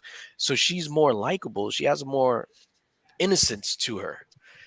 This Ellie is not likable at all. This So Chernobyl baby with a foul mouth. yeah, like Jesus. yeah, I would put her on timeout. I would send her to bed without supper. The first thing I noticed about this episode is it opened with 5 F words. Boom, boom, boom, boom, boom. Fun, I fun, did fun, not. fun, fun. Yeah. Back to back. I'm like, this is just excessive. Even we get it. We get it. She's a foul mouthed little kid. Yeah, she's not even like that in the game. Like again, like she's just not a likable character. I don't know why they showed her going through the training at the academy, this and that. So I'm guessing it's to tie that to Fedra being bad, and that's how she was trained to be a douche. And This then just she's thing gonna Fed was bad. Didn't we see them kill a kid in the first episode? but that was necessary. The kid was infected. So is that bad, or is that doing what's right for the populace? Well, we also saw them gunning. They murdered her in his arms, right? Wasn't that Fedra or no? What are you talking about? Like they established Fedra was bad in the first episode. Yeah, but I'm guessing it's just like they killed the kid in the first episode, and they take this kid and then make her into like a Fedra douche. So she still has those Fedra douche qualities, and yeah, she's not likable, man. You would, yeah, I don't know, whatever. It was You done with it? I don't know. Yeah, it was definitely filler. So Wipe the them out. timing of all this too, because like this is DLC, so it came out after the game. This was like you played the whole game, you obviously probably enjoyed it, not just you, but anyone playing the game, and then you get to play this later, just as like an additional whatever. This is slapped right in the middle of the season, right as we saw Joel get potentially killed, and now it's just here, and now we have to wait another week for what we actually want. So it's just everything about it was worthless, poorly timed, and a waste of time. And I hate to say it, but it's terrible. I've never seen you or heard you, because you're not on camera, so passionate about something. I didn't know that passion, that fire was burning in your belly. It comes from it being so great. Like this has been a 9 out of 10, 10 out of 10 type of show. And then they serve us this nothing crap. And for what? What was your? We're obviously we're in agreement. I thought the episode was slow. I didn't think the episode was terrible. I thought the episode was really It slow. wasn't terrible. It's like Black Widow. It's It's worthless. serviceable, especially when you don't know It's a what's coming. worthless piece. Black Widow was worthless. It doesn't mean it was bad. It was just worthless, and this was worthless. I guess too, it's because harking back to the game. Yes, I said harking. It's to kind of show her breaking down that rough exterior, right? So in the game, she was rough and tough and all that, not to the extreme that she is in the show. But then when we got that DLC, it was to show her in that lighter moment where she had that kind of little sparkle of love with Riley, and then mirrored with her trying to get the medicine for Joel, who she now sees as like her father figure. So the whole DLC was about like hope and like love and like promise. And this one just doesn't come across like that because, like I said, this version of Ellie is kind of a douche. I wonder what that'll mean for the future of Ellie as well, like with future seasons. Yeah. Because obviously, without any spoilers, because I've not even played, she is much more in the light in the future as well. She's much more in the light. She born again. More of a main character is a better way to put Oh, I it. got you. Oh no, yeah, she's the main character. Like, well, in the second game there are two main characters. Yeah, So yeah. it's like a dual story. Yeah. But in a different way. I don't want to say anything. Yeah. There you go, Izzy. Yo, Joe was just like, "While you go get the medicine, I'm gonna go take care of Grogu. I'll be right back."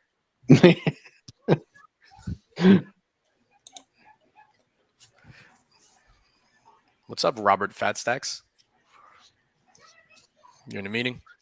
Mr. Yeah. DJ. He's looking up Green Lantern book. He hasn't watched The Last of Us yet. Oh, okay. Yeah, I haven't watched any of it. Okay. I'm very fearful that they're going to lean too much into that whole Walking Dead style of like, clickers are dangerous, but the real danger is the humans. Like, bro, give us the monsters. Oh no, that's exactly what it's gonna be. So that's Lame how. as shit. If it goes with the game, that's how it is. It's in the game. I think there's one, two, like maybe four like big action pieces with the clickers. Everything else is all the humans. What they're setting up for next week, though, because you could tell from the trailer, The burning building. that should be epic. That's probably one of my favorite parts of the entire game. With Dave, that dude David, and then his band of brothers. That should be epic. And then so next week is episode 8, and then episode 9 is the last. So then I'm wondering where it's gonna leave off. Yeah, I know episode 9 is like 40 minutes long. That's it? So whatever is left in this story, it's getting wrapped quick. So you got David, 40 minutes long. That's it. Yeah, I don't know next week, but I know the finale is 40 minutes. Yeah, I get the like I don't care how it played out or paced in the game. It's really just what you decide to spend time on in the show. These running through this series is a lot faster than running through that game. Mm-hmm. So if they want to spend time on the attack scenes and stuff, they can do that. We know people are dangerous. We know people. We live in a world full of people. Those 2 KC episodes, We do. the first one was boring.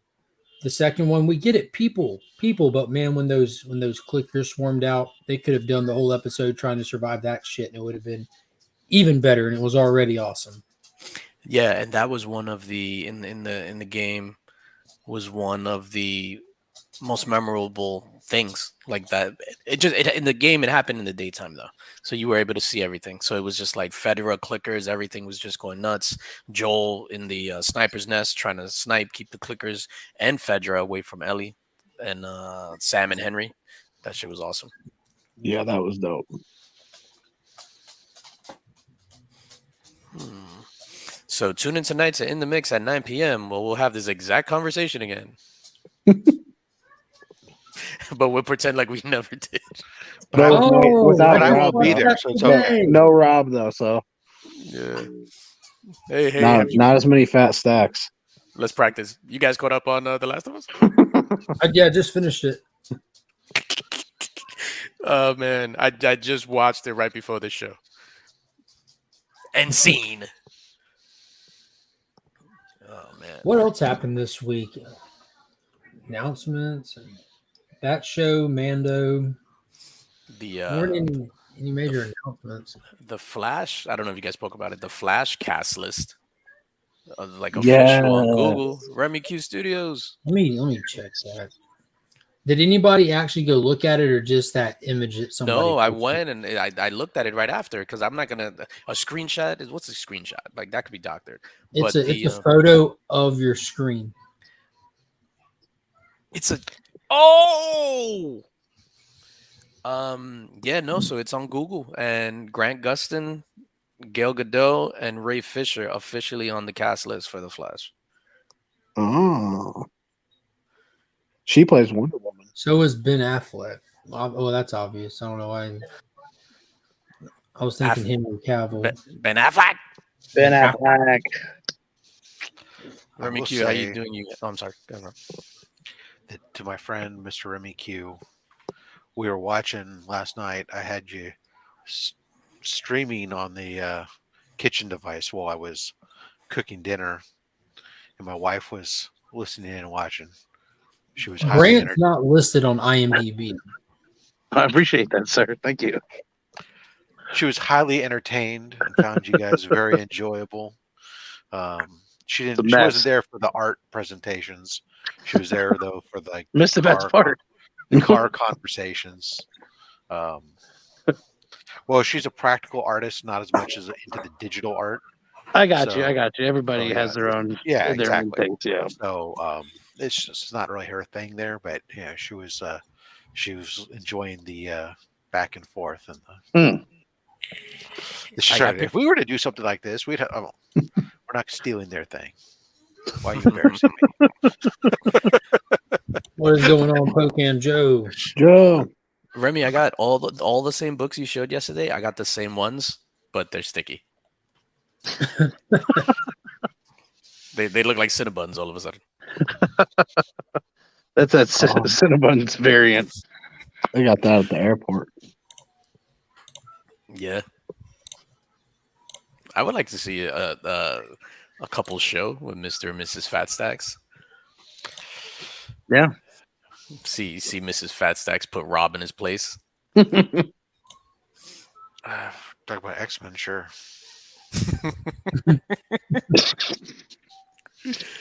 Oh snap!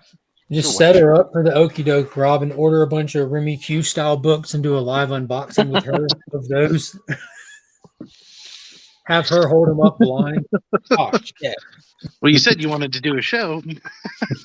Like them. Yeah, DJ. IMDb does not have Grant Gustin listed on the 45 plus cast members they have. So good generic Google thing is one thing, but actual place that works to populate that stuff. So, in my experience, generic Google things are always correct. True hard info websites, They don't lies. put it on the. They don't put it on the website on the internet if it's not true. Exactly. IMDb is hidden cast list before, Yeah, like until later, so it could just be hidden for now. That's what I'm saying. Like Google, somebody just like effed up and was just like, "How's that?" You could double check, use Bing, and then you'll know. Yeah, I was just gonna say my Yeah, sources did you through ping it, Bing DJ? verify everything that you guys are talking about. Let me look this up. Web search engines. yeah. Jonathan saying Grant is just a rumor, which I think it's is the case. And God, they better not give that dude any. That will just like tank the quality of the movie instantly, unless he's just like in like a Speed Force moment. Just It'd be seeing cool if he massive- just like ran by and helped him do something. That kind It'd of. be cool if he doesn't actually involve himself in the movie at all. I agree. I think it should be a Speed Force thing. I think Yeah, And I it would should be like that. it's similar to Ezra Miller's appearance in the Flash TV show. Did any of y'all read Infinite Crisis? I didn't see that cameo Robin TV show. Yeah, Grant gave Flash his name in the Yeah. DCU. Oh, But I don't Yep. think that that's going to, like, quality wise, work in the other direction like it did for the Crisis TV show. I wasn't talking about the TV show though. I'm talking about like the comic Infinite Yeah. Crisis. It's No. a 7-issue miniseries from the mid 2000s, and they're fighting Superboy Prime, and he's killing Teen Titans left and right, and they can't they can't That's stop him. nuts. And so what happens is at one point, Jay, Wally, and Bart just out of nowhere just fly up and hit Superboy Prime, and they're running with him, getting him away from the slaughtering of all these heroes. And while they're running, Superboy Prime starts talking trash like, y'all can't beat me. And they're like, we don't have to. We just have to get you out of here. And they're running him into the Speed Force. They have nowhere to put this guy that can contain him. So they're going to dump him into the Speed Force.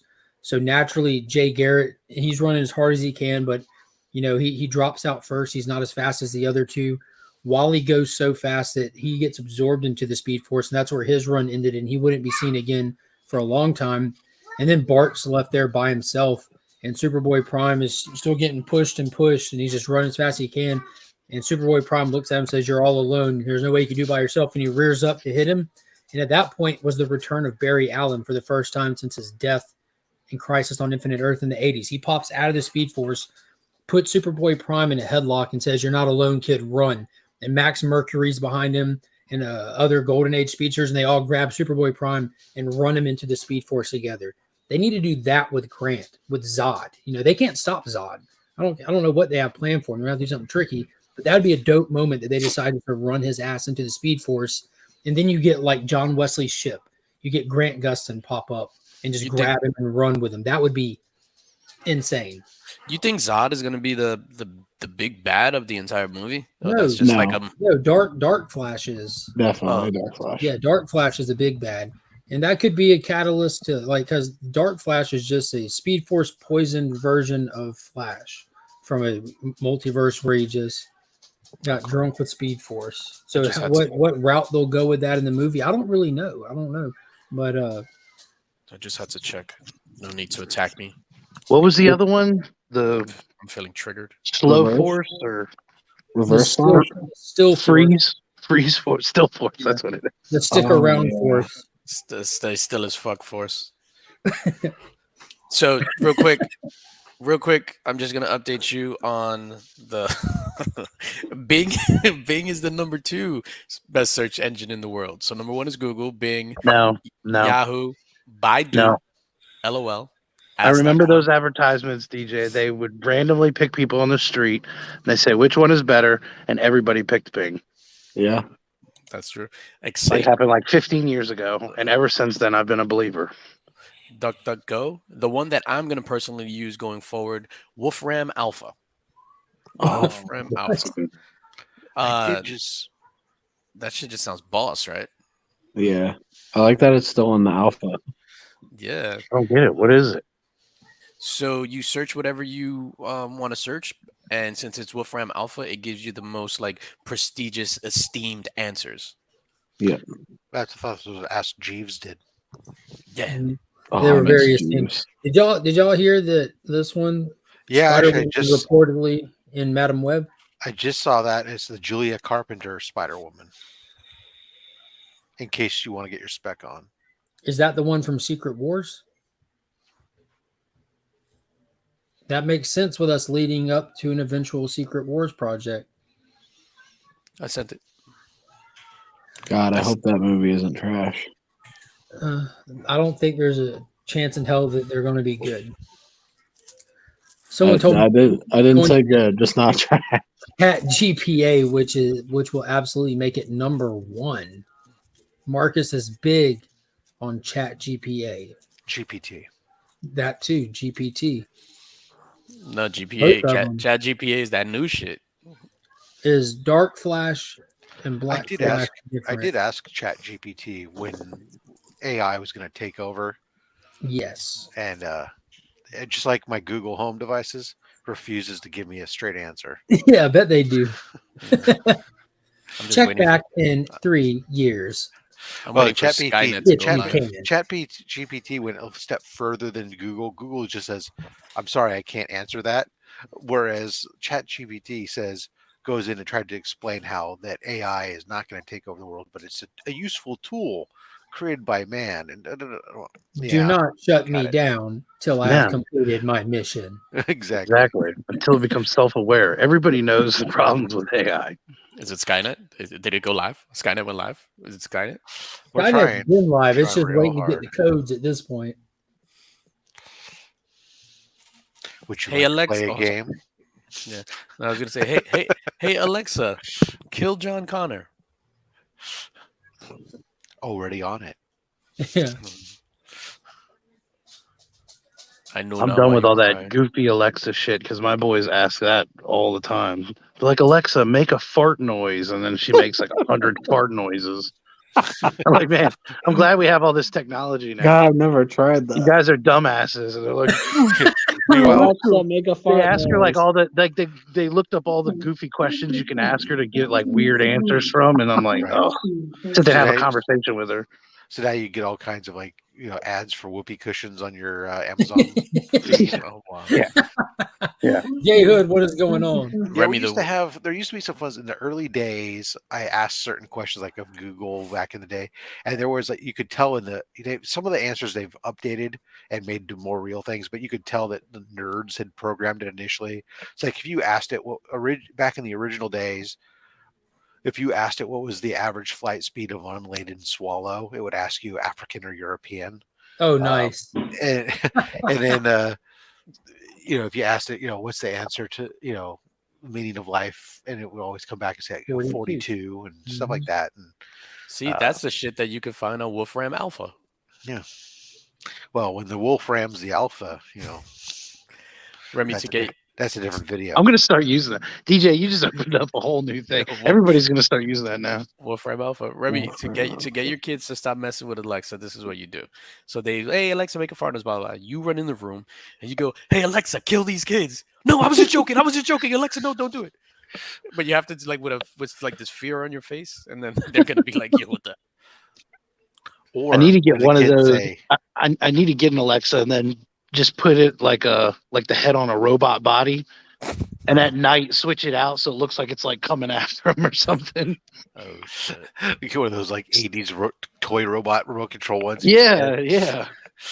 Well, the other thing is you go next time the kids go, hey Alexa, make a fart noise. You come run in the room and just fart in their face. Wow. You scream Yeah. cheesecake. Yeah, in you the want a room. fart noise? I'll give you one. That's right. I asked her to do a fart noise, and she said, "Ask me for a spicy fart." Yeah, that's what she does, and then she'll be like, "Ask me for," and then you have to like say all these different types of farts, or you can just Yeah. have her do it continuously, Oh, and then give she'll me do a- like 100 of them in a row. give Ask me her a for a wet fart. queef. Yeah, ask her for a queef. Alexa, queef. No, too soon. that was a line. I crossed the line. I apologize. Oh, shit. Way to bring it down there, DJ. Oh my Oh. God! These farts. Lisa's doing it now. Okay. You have to act like such a child. Okay, we're talking about Alexa making fart noises. You have to act like a kid. What is going on, JB? Good morning, She Ben said, Thompson. "Ask me for a cheek rattling one." I've talked to a guy working in the AI field. I tease him that he works for Skynet, and in all seriousness, he doesn't really deny it. Mhm. Ouch, rough crowd. Yeah. Try the veal. Yeah, thanks, Derek. I'll just go over here to the corner and F myself.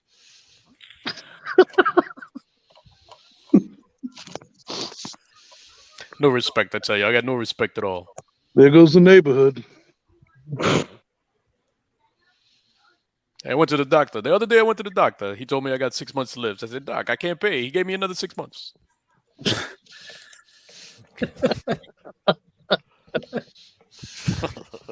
I went to Alexa. I said, make a queef noise. She said, Justin, you're here just in I'm not time. quite sure. Are you guys doing Rodney Dangerfield, or are you trying to do Andrew Dice Clay? No, I'm trying to do DJ doing Rodney. Or is it Rodney My Dice impersonation Clay? is of DJ doing. You're up, Justin. Rodney All right, Dice Clay. Justin, let's hear what you got. What? Sorry. What? Your best Ooh. impersonation of Remy Q doing his impersonation of DJ doing Rodney Dangerfield Dice Clay. I'll stick with what I just did. Okay. How many? So, Hot Toys update.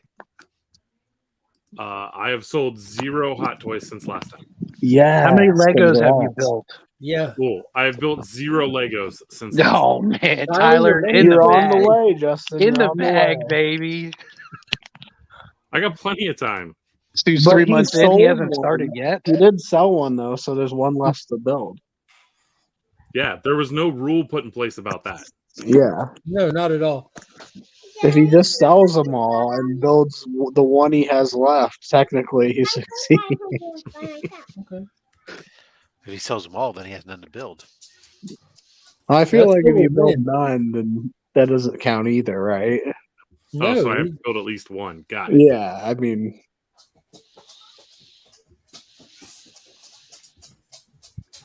No That's only respect. No respect at all. Andrew Dice Clay would have offended Alexa. He would offend everybody these days. Hickory dickory. No, what is it? Jack and Jill went up the hill, each with $1.25. Jill came down with $2.50. Oh, Because she murdered him and threw him down the well. Wait. The ring? that's what He it's never for. sleeps. This will create a never-ending war where two computers end up doing that thing where kids are like, "You didn't hit me. I actually had an invisible shield."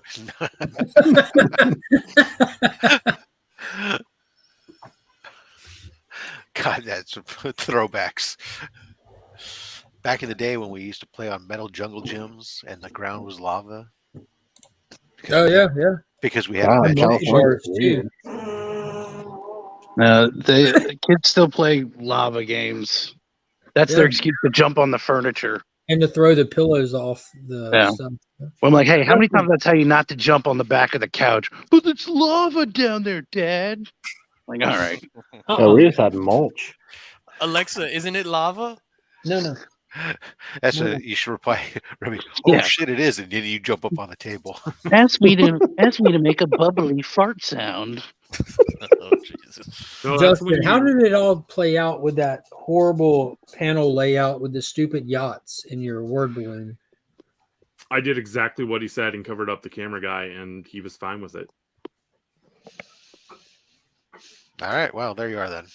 Wow. score Sometimes one. it's best just not to argue with people and just give them what they want, no matter how bad it looks.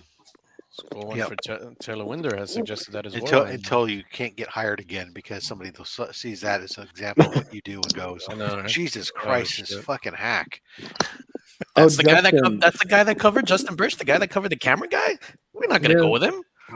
Justin, do you have an update on the eBay guy? Yeah, update on the eBay guy. I gave him $15 back, and he said that he would retract his negative comment, but it's still sitting on my profile. May I ask what happened? I didn't hear the original story, and I Yeah. enjoy negative eBay stories. They're my favorite. So I sold a Marvel Legends Spider-Man still in the box, like still on card. It was one of the retro card type things. Mhm. What I didn't notice was that the top of the plastic was cracked. And you can see it in the picture, but I didn't put it in the description. So he immediately got it and just left me negative feedback without reaching out to me and asking me about it first. Mhm. So I messaged him after I saw the negative feedback and was like, "Hey man, I missed that. I'm sorry. I didn't do it on purpose. I'd like to make it right. What can I do to make it right?" And he's like, "Well, how about a refund?" And I said, "All right, what amount would get you to retract your negative feedback?" And he said $15. Now this was on a $50 or a $55 figure. So I figured whatever. It's only $15. Here you go. And He said that he started the process. I submitted a request through eBay to have it taken down, and it's still there. And this was probably like a week or two ago. They said it takes at least a week, maybe two, right? It's been a while since I submitted the request. Yeah, but did you sent it to him, right? Yeah. I So sent you have his name and address, right? somewhere. I do. All right, well, just send it to me and we'll get it done. Yeah. Did you? Send Are it to you Jim. He'll dig up his whole eBay yard. user chubby fat guy 309? Yeah. Yeah. Did you post? Wait a minute, Justin, that was you? My bad, bro. I promise not to leave that negative feedback ever again, Justin. Yeah, I always reach out before I leave the negative feedback. I always reach out to the seller first. I give them a chance. Yeah. And that was my main beef about the whole thing, was just that if he would have reached out to me first, I mean obviously I just gave him a partial refund back, which was what I would have done if he had just reached out to me first. You know what I mean? So I've had some sellers who've been upset with me because I've left neutral feedback, because I will sit, like, you shipped me a fucking Golden Age comic in a goddamn fucking paper envelope that was bent all over craziness. I apologize to you already, Rob. And I will look. I didn't give them negative feedback, but when it came, give them neutral feedback overall. It's like the book arrived, basically, it survived somehow, but I would just simply state, comic book shipped in paper envelope with no extra packing. Just a statement of fact, no opinion, no colors. What the fuck, dude? That's gonna hurt my rating. What the fuck, dude? Did I say anything there that's not accurate? Yeah. You hurt your rating when you shipped a Golden Age book and nothing. Right. That's funny. Next time, use a shoe like we always do. I started roll it up and put it in a tube, right?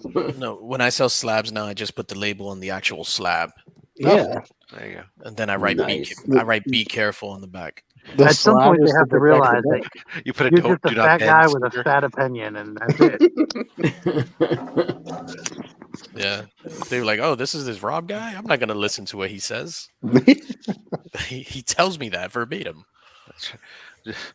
Well, he tells us that we're shipping shit wrong and that we should be doing a better job shipping.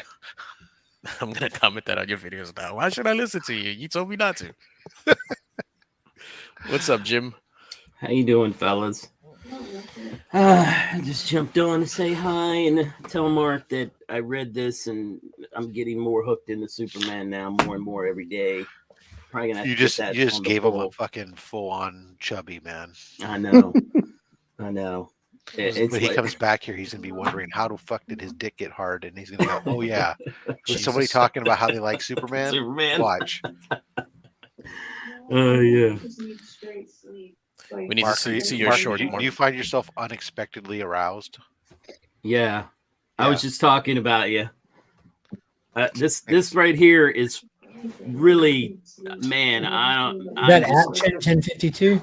Yeah, I'm just really every single issue. I just fallen in love with it more and more. Yo, that Superman hit, that fight with Metallo when it was going south, and Superman's like, "I'm done." Right. Yeah, This is Superman like, said, "I am done." This Time faster for than you- a speeding bullet just comes through.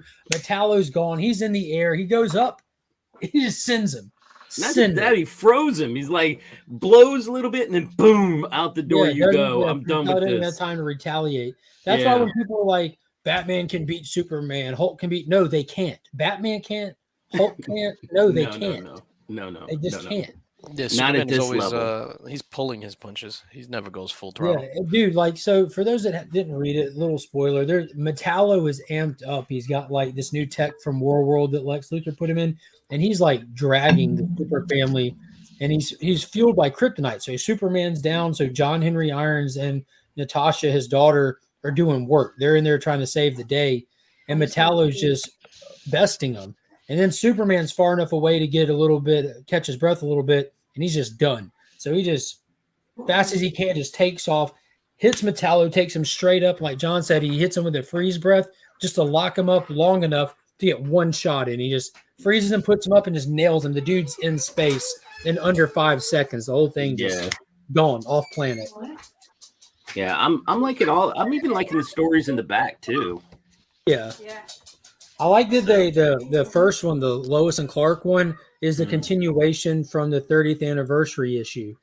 Yeah, I'm liking that a lot. I'm liking the Power Girl one in the back. The color in the Power Girl just pops. I mean, that whole art is amazing. I thought it was cool how we got like an actual little twist to like this hidden plot, this villain plot in there. I don't know. I just wanted you to know. You might have got me on that one. The regular Superman is okay, but the action is just. I read that one. Yeah, I read that one yesterday as well, but I only Superman read the 1. No, the Action 1052. Yeah. So that first story, I skipped the rest of the stuff. You read that 30th anniversary one. I remember you saying you weren't really a fan. You didn't really have much context to it. You really have to have read the other Superman stuff because it was just a callback and homage to all that. But they're continuing the story like Doombreaker and that shard that was kept of Doombreaker. It's already missing, and Doombreaker is already back out. Lloyd. And then I read this. The whole timeline thing just still gives me a headache sometimes. Which one? The Stargirl. Oh. That was a good one. They gave you the little exposition dump how John's is drawing the lines from his projects here. Right. And they point out that the timeline at this point, they're like, you shouldn't be trying to catch a timeline. There's not one to catch. These are literally people that are out of time. They're plucked out of time. Right. And what a twist at the end of that too. John's gonna wig about that. He absolutely loved that Hour Man back then. I'm thinking that's going to be Rick. Absolutely. I don't think that's Rex. I definitely think it's Rick. No, I don't think it is either. Yeah, but he loved that particular. He read those a lot. I think he has all of them. So Guys, I'm gonna hop off really quick. My breakfast is arriving. All right, tell her we said hey. Yeah. Mine arrived. I'm just letting that shit go. Nah, I gotta eat my breakfast and then I have my 10 o'clock meeting. And then I'll probably hop back on if you guys are still live. In the mix tonight at 9 p.m. We'll be giving away the links box as well as a giveaway for the people in the chat. Hope to see everyone there. Yeah, try to make it. Yeah, try to make it. Y'all should do an Illuminati B squad. Here's the B squad Illuminati. No longer is it Tyler. You got to get somebody else. Hi, the A squad is currently out on patrol somewhere, saving the planet. We're the B. Have like an entirely different cast one night. Yeah, you open it up and it's like people are like, where the fuck is everybody? The next time they're not going to have it in the mix. That's what I'll do. I'll do another Remy remix or whatever. Yeah, do that. It'll be the B Squad Illuminati. So I can't bring you the normal. Oh my god! This is what you get when you order the Illuminati off of Wish. Yes, it's the Wish.com. That's right. That's what my channel specializes in. I don't know, Becker. You're next level. I don't think you can be B Squad. You might be a little too hot. So you can't do it in the mix. So it's going to be in the flicks, in the out the mix. Show some tits is what Remy does. Remy's like, I think that areola's the same. I was watching that. My wife walked by and she's like, "What are you looking at?" I'm like, "Nothing." Digital Nothing art, all. baby. She goes, "Is that a comic book?" I'm like, "No, it is art, honey." Just blame it on me. I don't know what this guy's doing.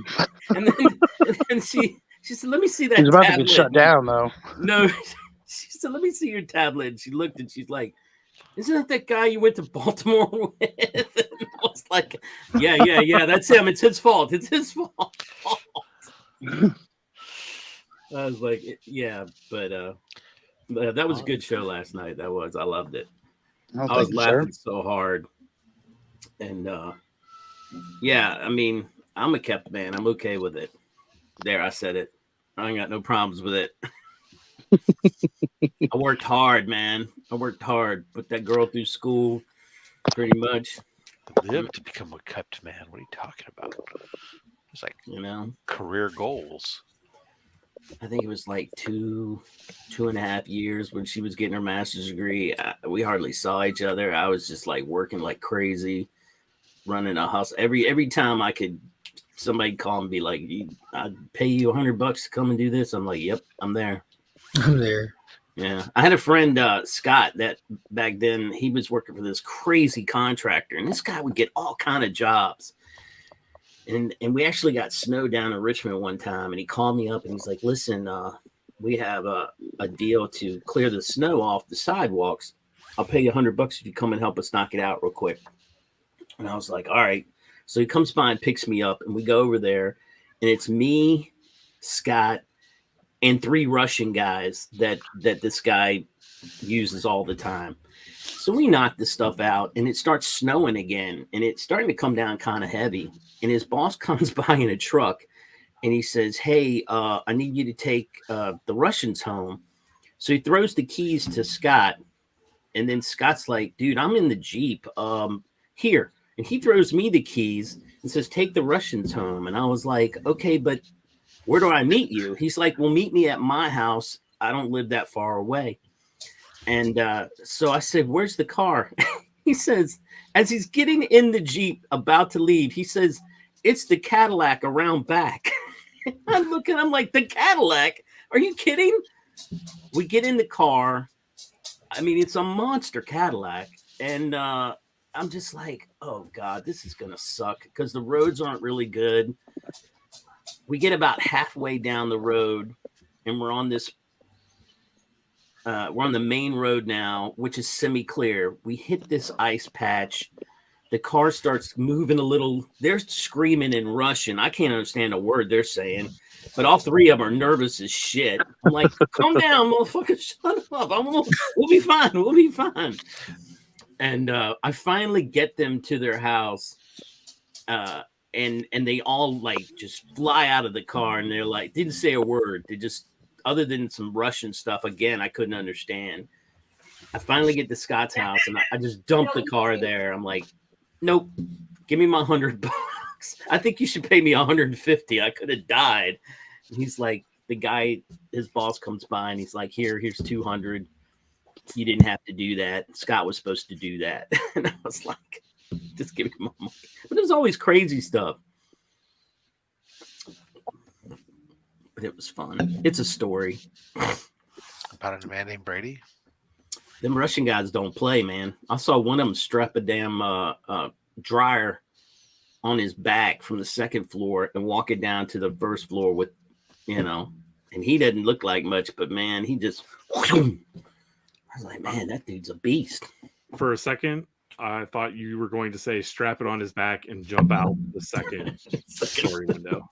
That would have been amazing, but no, he walked it down the stairs. But still, could you put a dryer on your back and walk it down the flight of stairs? Yeah, that's how we used to carry Gravity. like, the old projection televisions, the massive things back before you had these LCDs and stuff. Yeah. The way you used to carry them upstairs stuff is you use a strap that would go underneath it and then go around over your shoulders or around your neck, and then the other guy on the other side, and you tighten it up while you were squat slightly, then you'd stand straight up. It lifted it up, then all you had to do is just guide it with your hands to guide it. It's super easiest way to carry TV, big TVs, appliances, furniture upstairs and stuff. Mm-hmm. Way to do it, man. I'm not gonna lie to you. When you said he strapped a dryer to his back, I thought you meant a hair dryer and he was melting the ice. No, we were moving somebody one day, and they had the wash and dryer on the 2nd floor, and he put they put it on his back, and all he had was some weird looking strap, and he got it down the 2nd floor. I'm like, nope, hard pass. It's technique.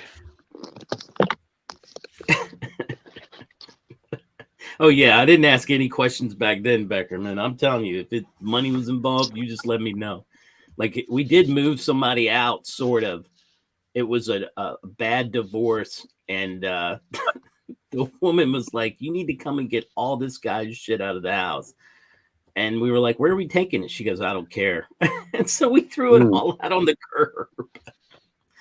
And I was like, hey, money's money. I'm not involved in the divorce. So it was crazy back then.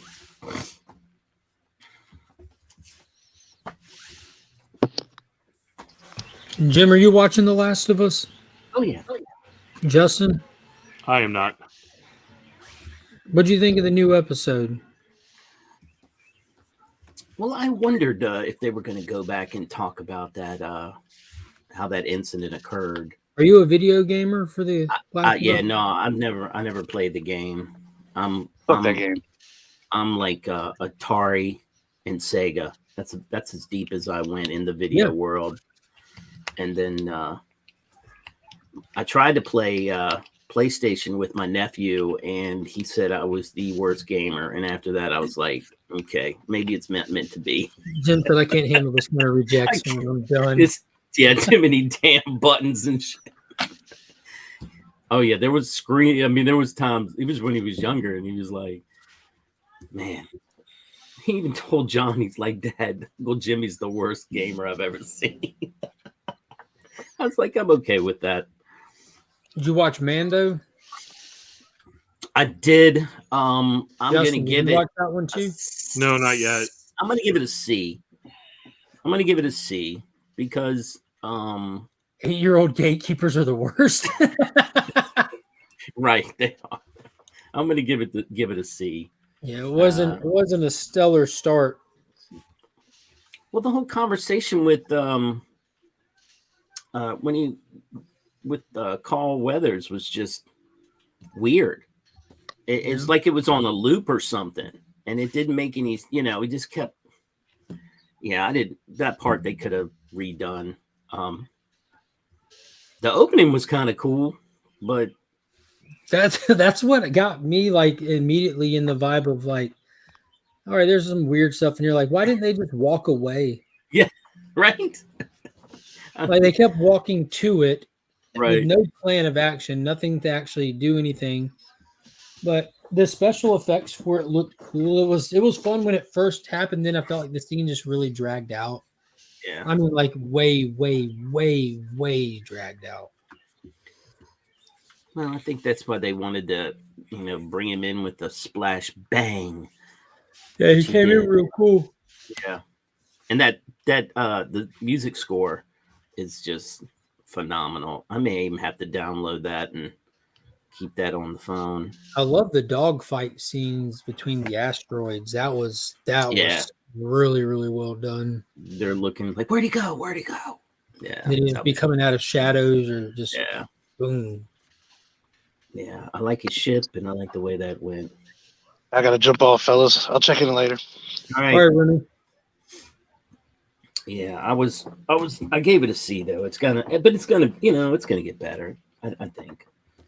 I'm wondering what he's gonna find down below in the mines.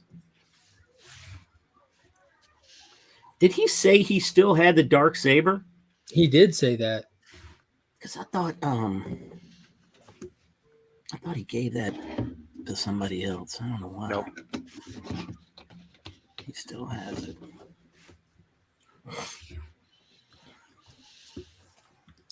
Yeah. I'll definitely be putting that on the list. So I'm hoping that we're gonna go down the road a bit. I'm hoping to hit a couple of little antique joints or something. Check out, see if they got any books. The last place I went had some weird stuff, and I picked In them a all good up. way, or Yeah, like the Lobo Booty book. I got that for $1. I thought that was funny. I got this strictly because I thought Gary B might not have it. I don't know why. That was just dumb. He had like 3 copies of it. I sent a picture to him. He's like, "Oh yeah, hold on." Click, click. I'm like, "Yeah, I was a fool." you got it. The season finale of season 2, right? The dark saber. Yeah. No, he did. That's when he got it. I want Pedro Pascal to get one more job as a TV dad to air the same week as the other two, giving him that the hat trick. the hat trick. Yeah. He probably has it. What is going on at Oregon Wine? Going to the thrift store soon. Also, I don't think we have too many like thrift stores for hunting here.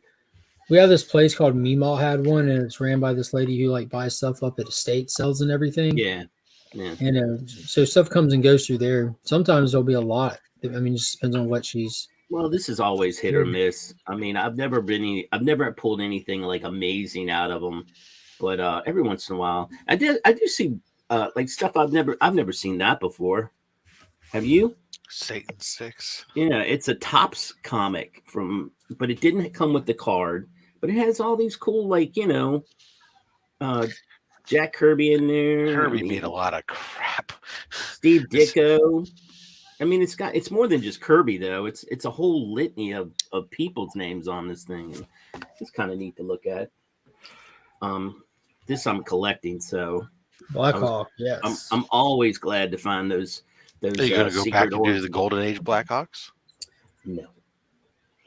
There was a story where they like retconned it to where Blackhawk and his men were the pilots who were sent to New York to get the giant monkey off the Empire State Building.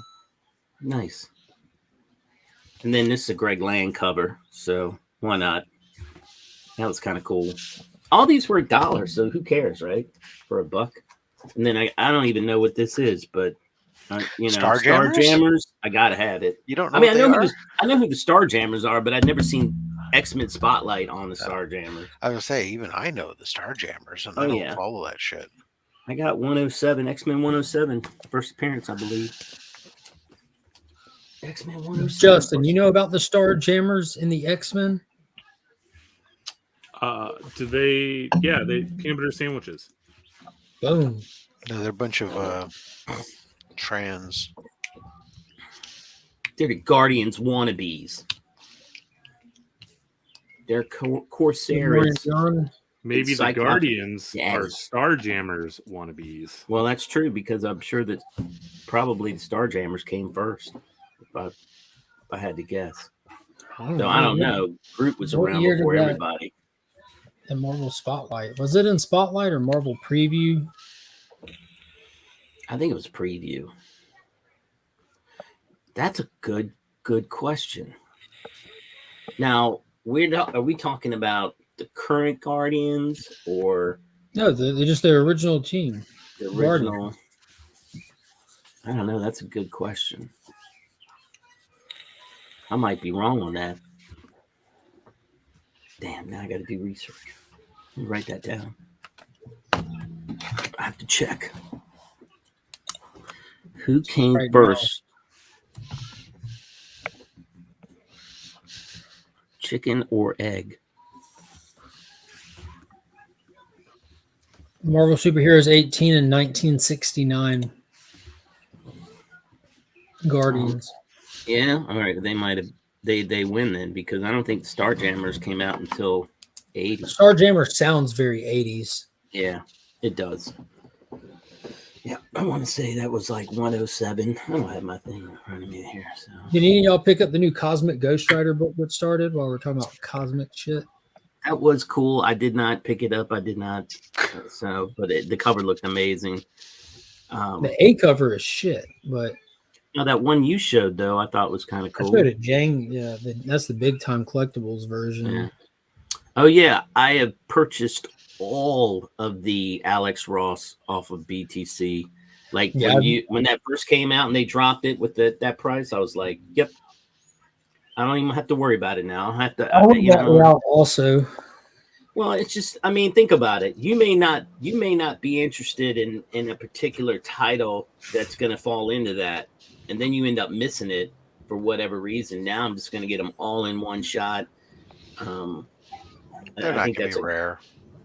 No, they're not rare, but it's not about rare. It's about OCD to just a little bit of OCD I have because I have all the other ones and I want to keep them all in the same long box.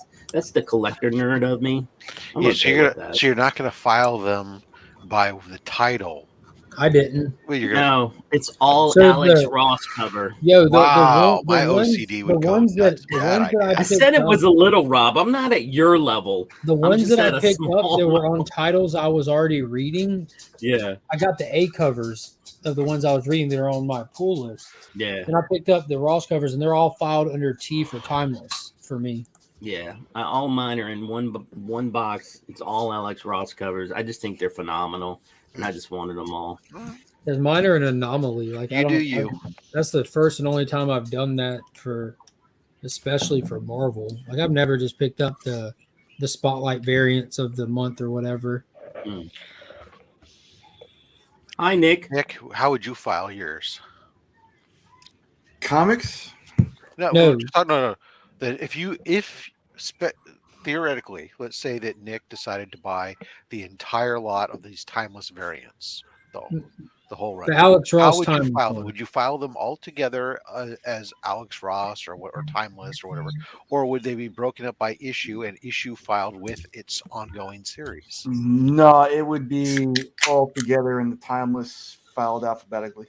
Yeah. Mhm. Interesting. Yeah. Because they have nothing to do with the run. You'd have countless ones that are just a single issue, and you don't even have another one of that series. And Right. I mean, and oddly enough, CLZ does it Rob's way though, because when I scanned it, that's it not took- odd. That's because it's how an it's issue. supposed to. It's an issue. It's just a variant cover of an issue. Yeah. So absolutely, it's done the way that I'm Yeah, saying. that's the way you would Yeah. do it. But for And the that's sake why of I if would I ever file want to it. go get them out, I'm not about to sit there and fish out 77 random covers that I would have to look up a list Right. to even find them. right. Why would I ever pull them out again? Honestly. Why would you buy them if you're not going to pull them back out, Rob? I buy a lot of comics that I'm probably never going to pull back out of the boxes, buddy. Well, comics are meant to be bought, stored in a box, and put in a closet, never to see the light of day again. That's right. And don't forget, encapsulated in plastic so you can never read them. And then put in a box and put inside of a closet, never to see the light Yeah. of day again. Exactly. I do this intentionally to hide all the work of letterers everywhere, so nobody knows what they do. That's right. They're the greatest mystery of comics. You know, you Joke's don't, on you. Nobody knows what we do anyway. That's right. Even other letterers. Exactly. you don't really need to worry, but you can just go to a place like Big Time Collectibles and just buy them all in one shot. That's what they were talking about. That's what I did. That's Or what started it all. if you're a slab guy like Rob and I, you can just buy them all slabbed at Oh, one no, shot. I wouldn't even do that. Yeah, I would love to, but then I could rotate them out, and that would be Yeah, awesome. I did get the other day, Nick. I got one of the old CGC red labels. Ooh. Which one? The CGC red labels. Really? Oh, you want me to show it? You Nick watch the knows video. what it is, but I wonder how many people might be All watching right, who hold on. have Yeah. not seen her tell the story. Give some context here to it. Well, Put some stank on it when you tell them. so Put some now I gotta stuff on my phone. reopen this because I packaged it all up because I haven't unboxed this on my channel yet. But so the CGC, well, what happened was at first I was just happened to be looking for. I was getting ready to send off some books for CGC, What's going on, Esteban? and so first I was looking because I'm working on my ASM 1-100 run, and I was grabbing one of the issues I have that hasn't been slabbed yet was issue 95, which is part of the or right before the drug lead up. It's Spider-Man in London. In London, yeah. And so, but my copy is a really low grade copy in reality that I had lying around. I was like, oh, I don't feel like sending this book off to have it slabbed. It doesn't seem like it's a very good copy. I should look to see what does it cost me to get a better copy. And then I ended up finding a 9.2 graded copy for $59. Wow, nice. So, but it's in the old CGC label. Okay. So I picked this up for $59, right? Right. Not bad. While I'm looking at, so then I go, well, this guy, that's a good price for that because it was a buy it now. Yeah. What else does this guy have on his site? So I go looking through his other offerings, and then I found this book, Amazing Spider-Man 274. It's not a key or anything. It's just a book. It was John Romita cover, but it was $29.99, and it was a CGC red label, and this is a 9.4. So the CGC red label, back in the original label, they had a different color for modern books versus for older books. So the red label indicated that this was what was the modern era, and everything else got the universal grade blue label. And then eventually they got rid of that red label and just made it universal grade for all books, modern and Silver Age and older stuff. So, but it's just a little piece of old history from CGC out of it. It was 9.4 buck graded book for $29. So, So Those are always great crack and press candidates, also. exactly. Except that this one, when I'm looking at it, I think it's not. It doesn't show up very well, so I can't show it on camera. But this very top corner of the book on the backside, I can see where it has. I'll try to show it. Yeah, you can see it right there. It's pushed up against the inner well, and it's actually fold. There's a fold crease now, so it's definitely not a 9.4 unless I could get that completely pressed out. And then of course I would lose my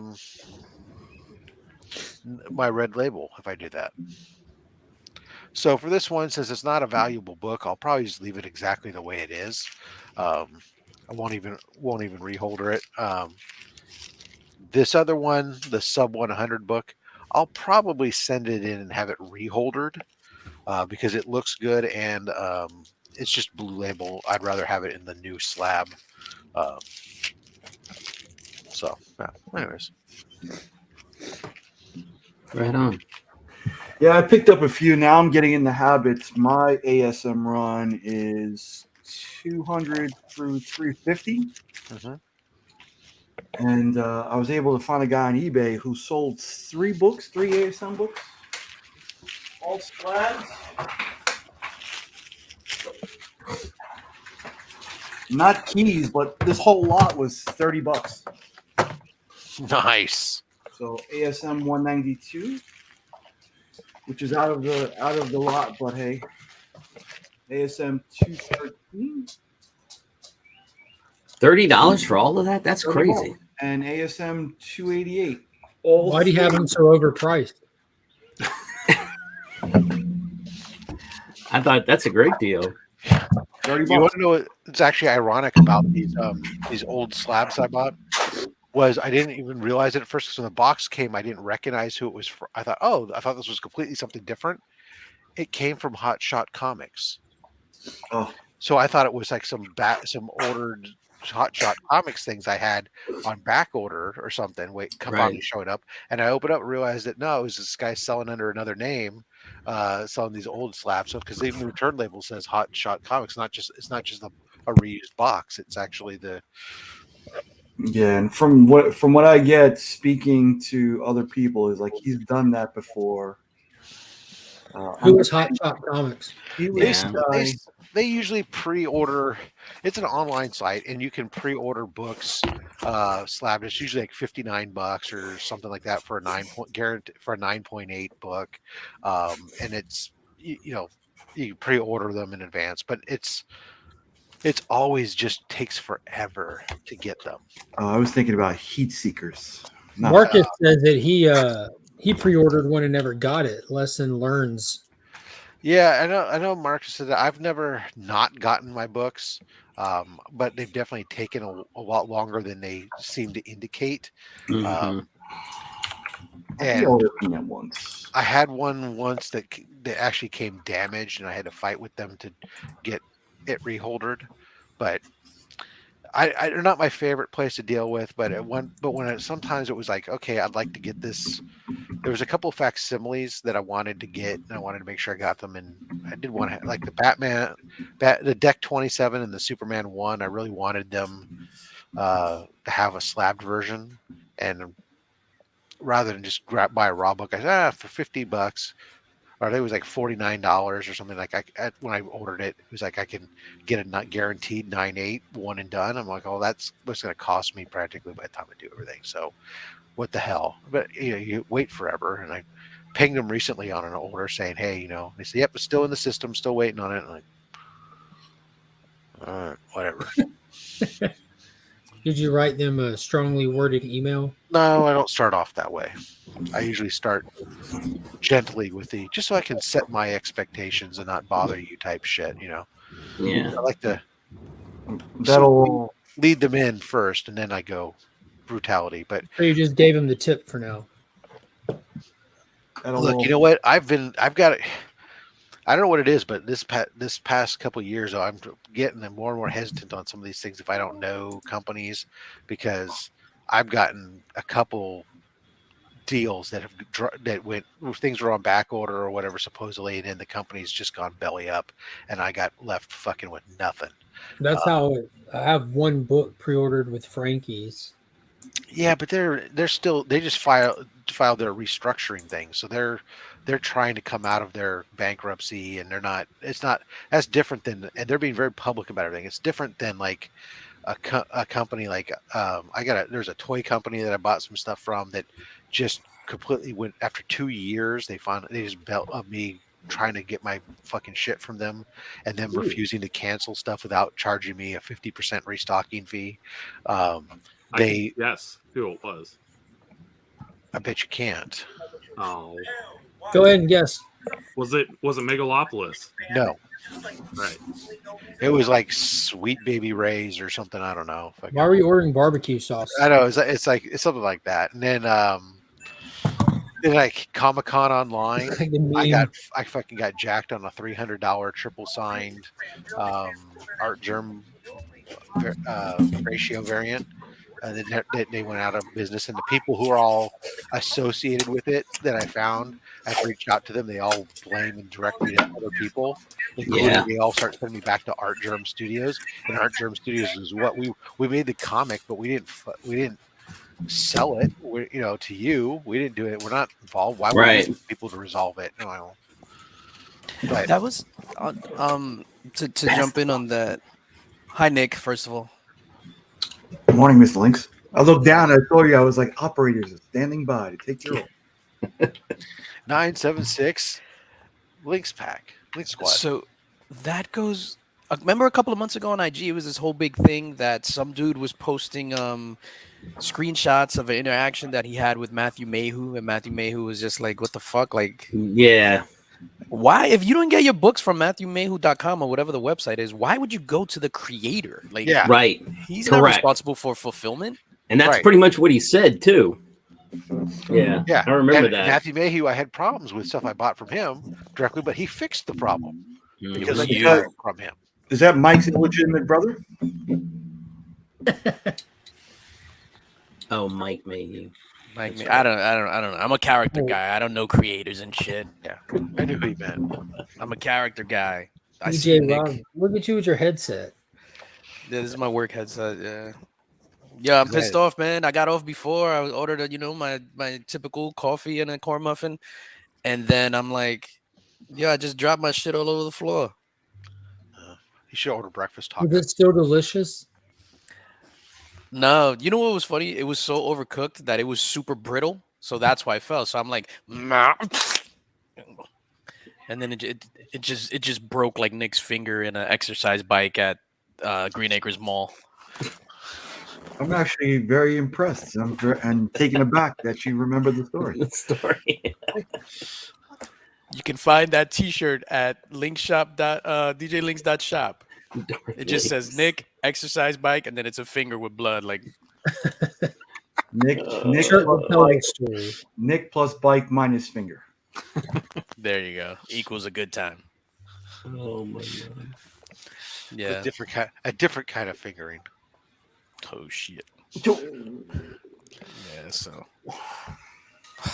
I'm pissed. I was just like, I got a few more minutes before my 10 o'clock meeting, so I was just like, I felt left out. I was having FOMO. I see these awesome guys up here talking. I wanted to jump in, and I'll just sit here quietly. Nice.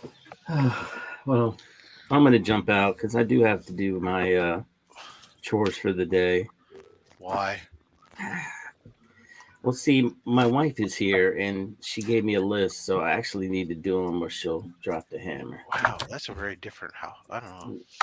I don't think my wife's ever given me a list. She tore her like her retina, and yeah, I mean, like it was weird. She kept seeing dark spots, and I was at work the other day when she texted me. And she's like, "I'm going to the eye doctor." That was at 11, and then at 1, she's like, "I'm at a specialist," and then by 2 something, she's like, or no, 1 something else. I'm having laser treatment. Then I'm going home, and I'm like, "What?"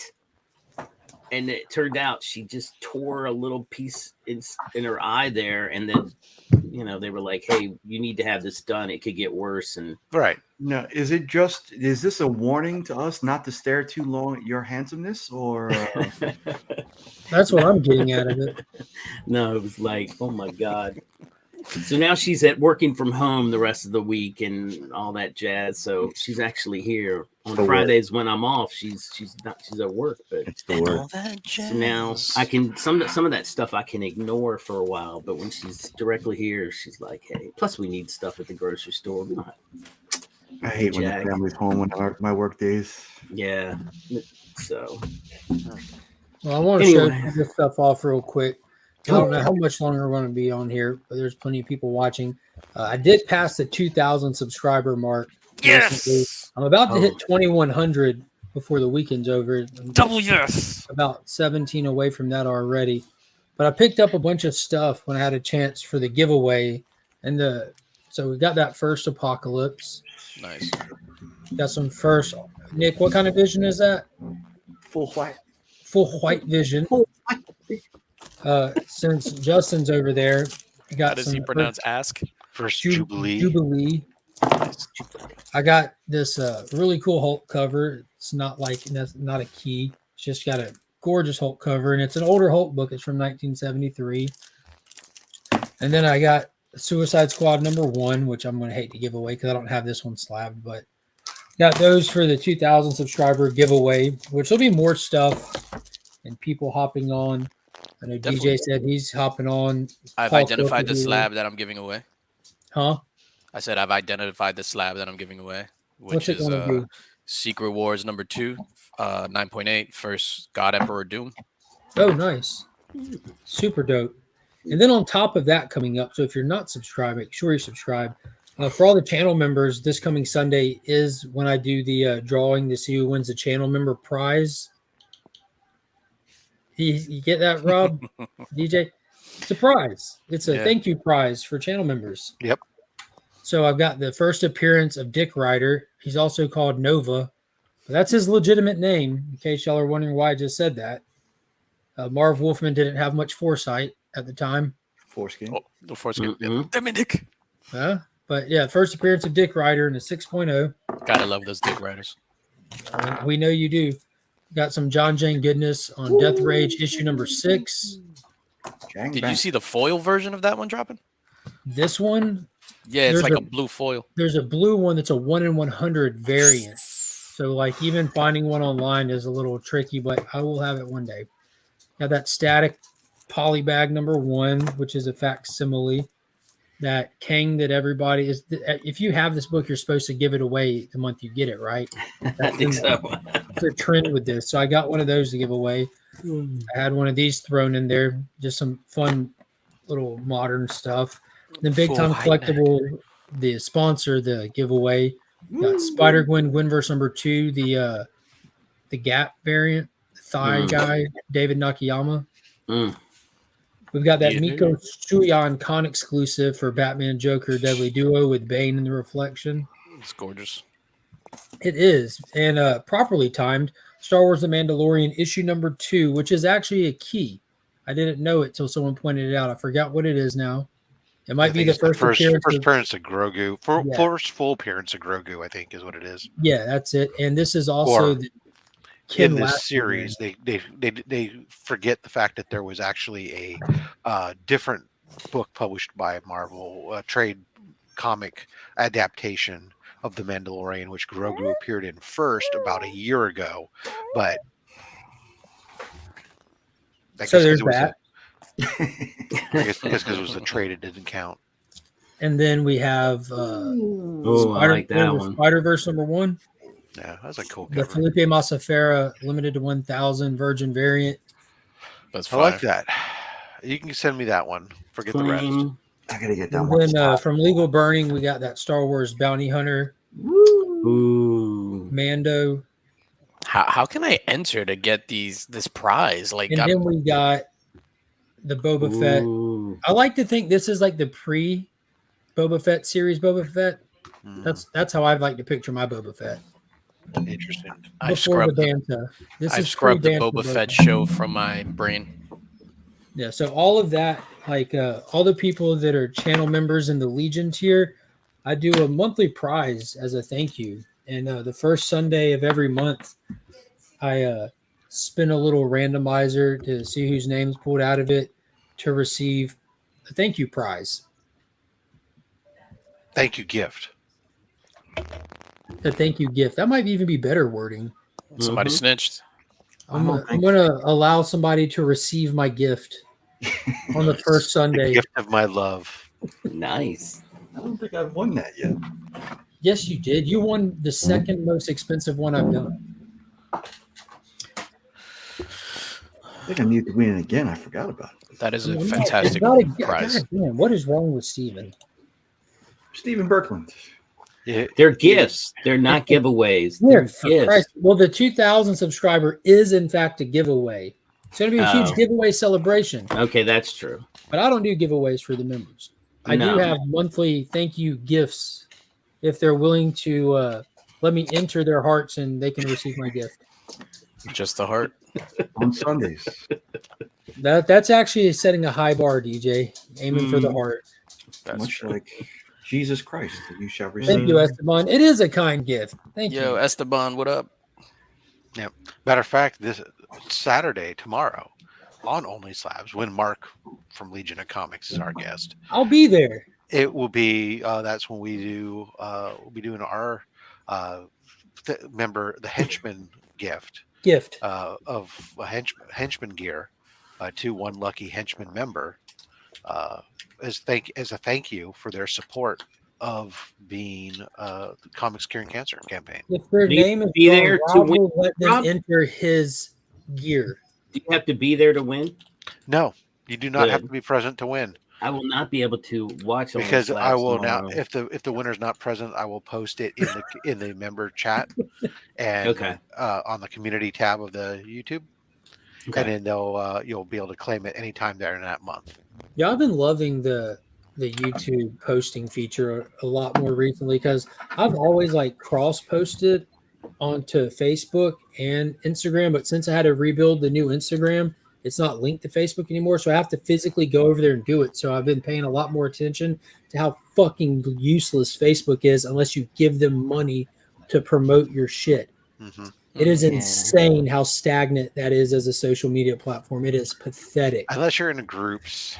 But I'm talking about just running a page. It is pathetic. Yeah. It has zero reach, it'll tell you get all these impressions, this and that, but zero engagement, no likes and stuff like that in a month-long period. You can gain hundreds of followers on Instagram doing the exact same kind of content. Most of the posts the exact same. Zero. Yeah, but Facebook's a little different because it's supposed to be more about friend relationships as opposed to just people following you, putting out shit. It's a different dynamic in theory, right? And theory, but they've changed Facebook up since the days of Mark Zuckerberg on a college campus, like you're describing.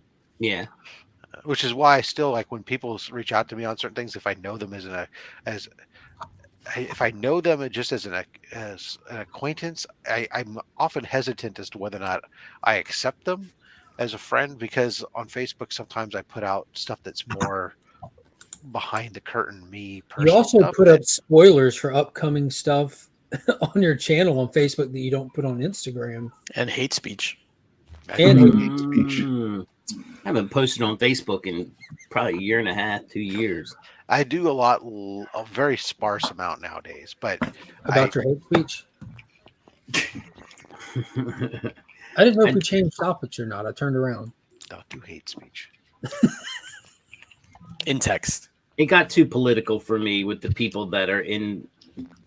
Yeah, just more I got Facebook is about people you haven't talked to since high school. Yeah, and there online was- dog friends. So it is really like more for me is about following with some of my family and some friends from high Right. school and college, and then otherwise I'm in the groups. You know, like I'm in a couple different comic groups and slap groups and stuff, and that's a little bit more where it gets a little bit more interesting. But I've heard you can find some decent deals on Facebook on some of those comic book groups. I don't know. I've never bought anything. I'm I'm actually usually in the groups that are not selling stuff. right. Like you're not allowed to sell shit in here. For Which I find much more interesting than the. Although I am in one where it's like I think from back in the days, people selling PGX slabs, Yeah. and it's like there's What like give- nobody selling any. What giveaway is that, Mark? These are more books that I picked up to gift. Oh, that's not in your This 2K is giveaway. more stuff that'll get sporadically spread out through gifts to channel members. I'll Man, gift. I remember when that one came out. I was like, "Oh man, this is sick." Hey Nick. Got it already. Thank you, sir. Hey Nick. Got it already. That's Thank fire, you. Thank dude. you, sir. That That's was fire. fuego. Got that Geiger #1. Oh, That's Nick, Eric I Larson. checked the Royals, the Scotty Young variant thing. They had like 1,000 copies of the Fantastic Four, Fing Fang Foom, whatever, and then like whatever. So it was a short box, but it was filled. But there were only like 5 different variations of comics. Thank you for looking. DJ, don't you have your Kong event this weekend, or is it next weekend? Or Or no, the 24th, right? That's right. Yeah, the 24th. 25th and the 26th. Yeah, Something the like 22nd. Thank you for bringing that up. Yeah, the King Khan. I Oh, thought it it's- was. It's in Jersey. King Khan in Jersey. Put on by MTG Comics. Press with Defects is a sponsor. I'm a sponsor. It's dope, man. Like it's a real old school. It's one of those things where it's just like, you know how the old cons and the old sellers had like this air of like arrogance and you know Yeah. they really don't want to strike a deal. It's the exact opposite of that, Yeah. and it's Yeah, it's a that's- good old time. That's what I'm doing. This Sunday I'm going to I the like Berkeley it. Comic Show again, and it's the same thing. It's like a high school gym filled with Yes. filled with people with just table. There's nothing but comics, maybe some trade paperbacks and Oh, some you gotta have some magazines, toys. or some no toys. What? Really? No toys. It's last time I was there. It I was don't mean like toy vendors, just the sporadic ones, even. Yeah. it was all only thing that wasn't comic books was a few magazines, pulps, or trade paperbacks. Yeah. You That was should it. rent a table, show up, sell some toys, and make a killing. No toys. It's a comic book show. Yeah. It's and everybody there just wants they're wheeling and dealing. That's where I picked up my ASM 15. It was like in a bin, said 20% off. You know, it was just like it was Yeah, great. those old vendors, man. Like you said that, and all I could think about was going to the Augusta Toy and Comic Show called Joe Fest. Mhm. I didn't go last year; it was the same weekend as Heroes, but the year before that, even going there, like some of the more substantial vendors, they even do that stuff when you ask them, like try to talk to them. They're sitting back with their hands on just, like, bro, are you serious right now? Like, Well, I said this show is one of these shows that you sit there you're talking to these guys, and typically the better deal you get, the more you talk to them, and just you know you find you get these connections with some of these guys, and it's some of them is like the same people over and over again, which is great because you start to develop relationships with them, and they'll I've got one guy like I've now seen at like 4 different of these local cons that runs a. This is basically all he does is go to these different cons, sell stuff, and he pinged me the other day. He's like, "Hey, you're gonna be there?" I'm like, yeah. He's all call. All right, I'm gonna bring a couple things that I think that you like. Is there anything in particular you want me to be able to look out to try to bring, type stuff, which is kind of fun. But this time I'm gonna bring, now that I got this new pocket cam, this DJI pocket cam thing, I'm gonna bring that with me. I'm gonna shoot some footage to Oops, did I just accidentally turn this thing on? Nope. Okay. It's gonna be like this. Check out that footage. Well, I'm gonna try. Yeah. Well, this has got a gimbal thing on it, so Nah, it won't be all that'll be cool. unsteady. But I'm gonna test it out because I bought this for Heroes Con, but I'm gonna test it out ahead of time and Nice. shoot some footage at this Berkeley Comic Con and use that when I post my thing up on what it's like. So you see another like old school comic book show, man. Nice. I love it. All right, guys. Y'all have a good Yeah, day. shit, I gotta go. Yeah, I'm about And to. Link it's my Squad way for to now life. too, I'll see Mark. y'all Peace out, guys. tonight. It's 10 Illuminati's the o'clock. I best. think I'll do the We're same all going thing. to Romania. Just follow Rob. I appreciate everybody hopping on. James Woolley, what is happening? Email what is happening. We'll see you guys on the next one. Sunday night is when I'll do the draw for the gift of all But those. be sure to tune in tomorrow to see Mark shit, Legion yeah. of Comics on Only Slabs. Now I'll be returning to Only Slabs for the first time. Right on.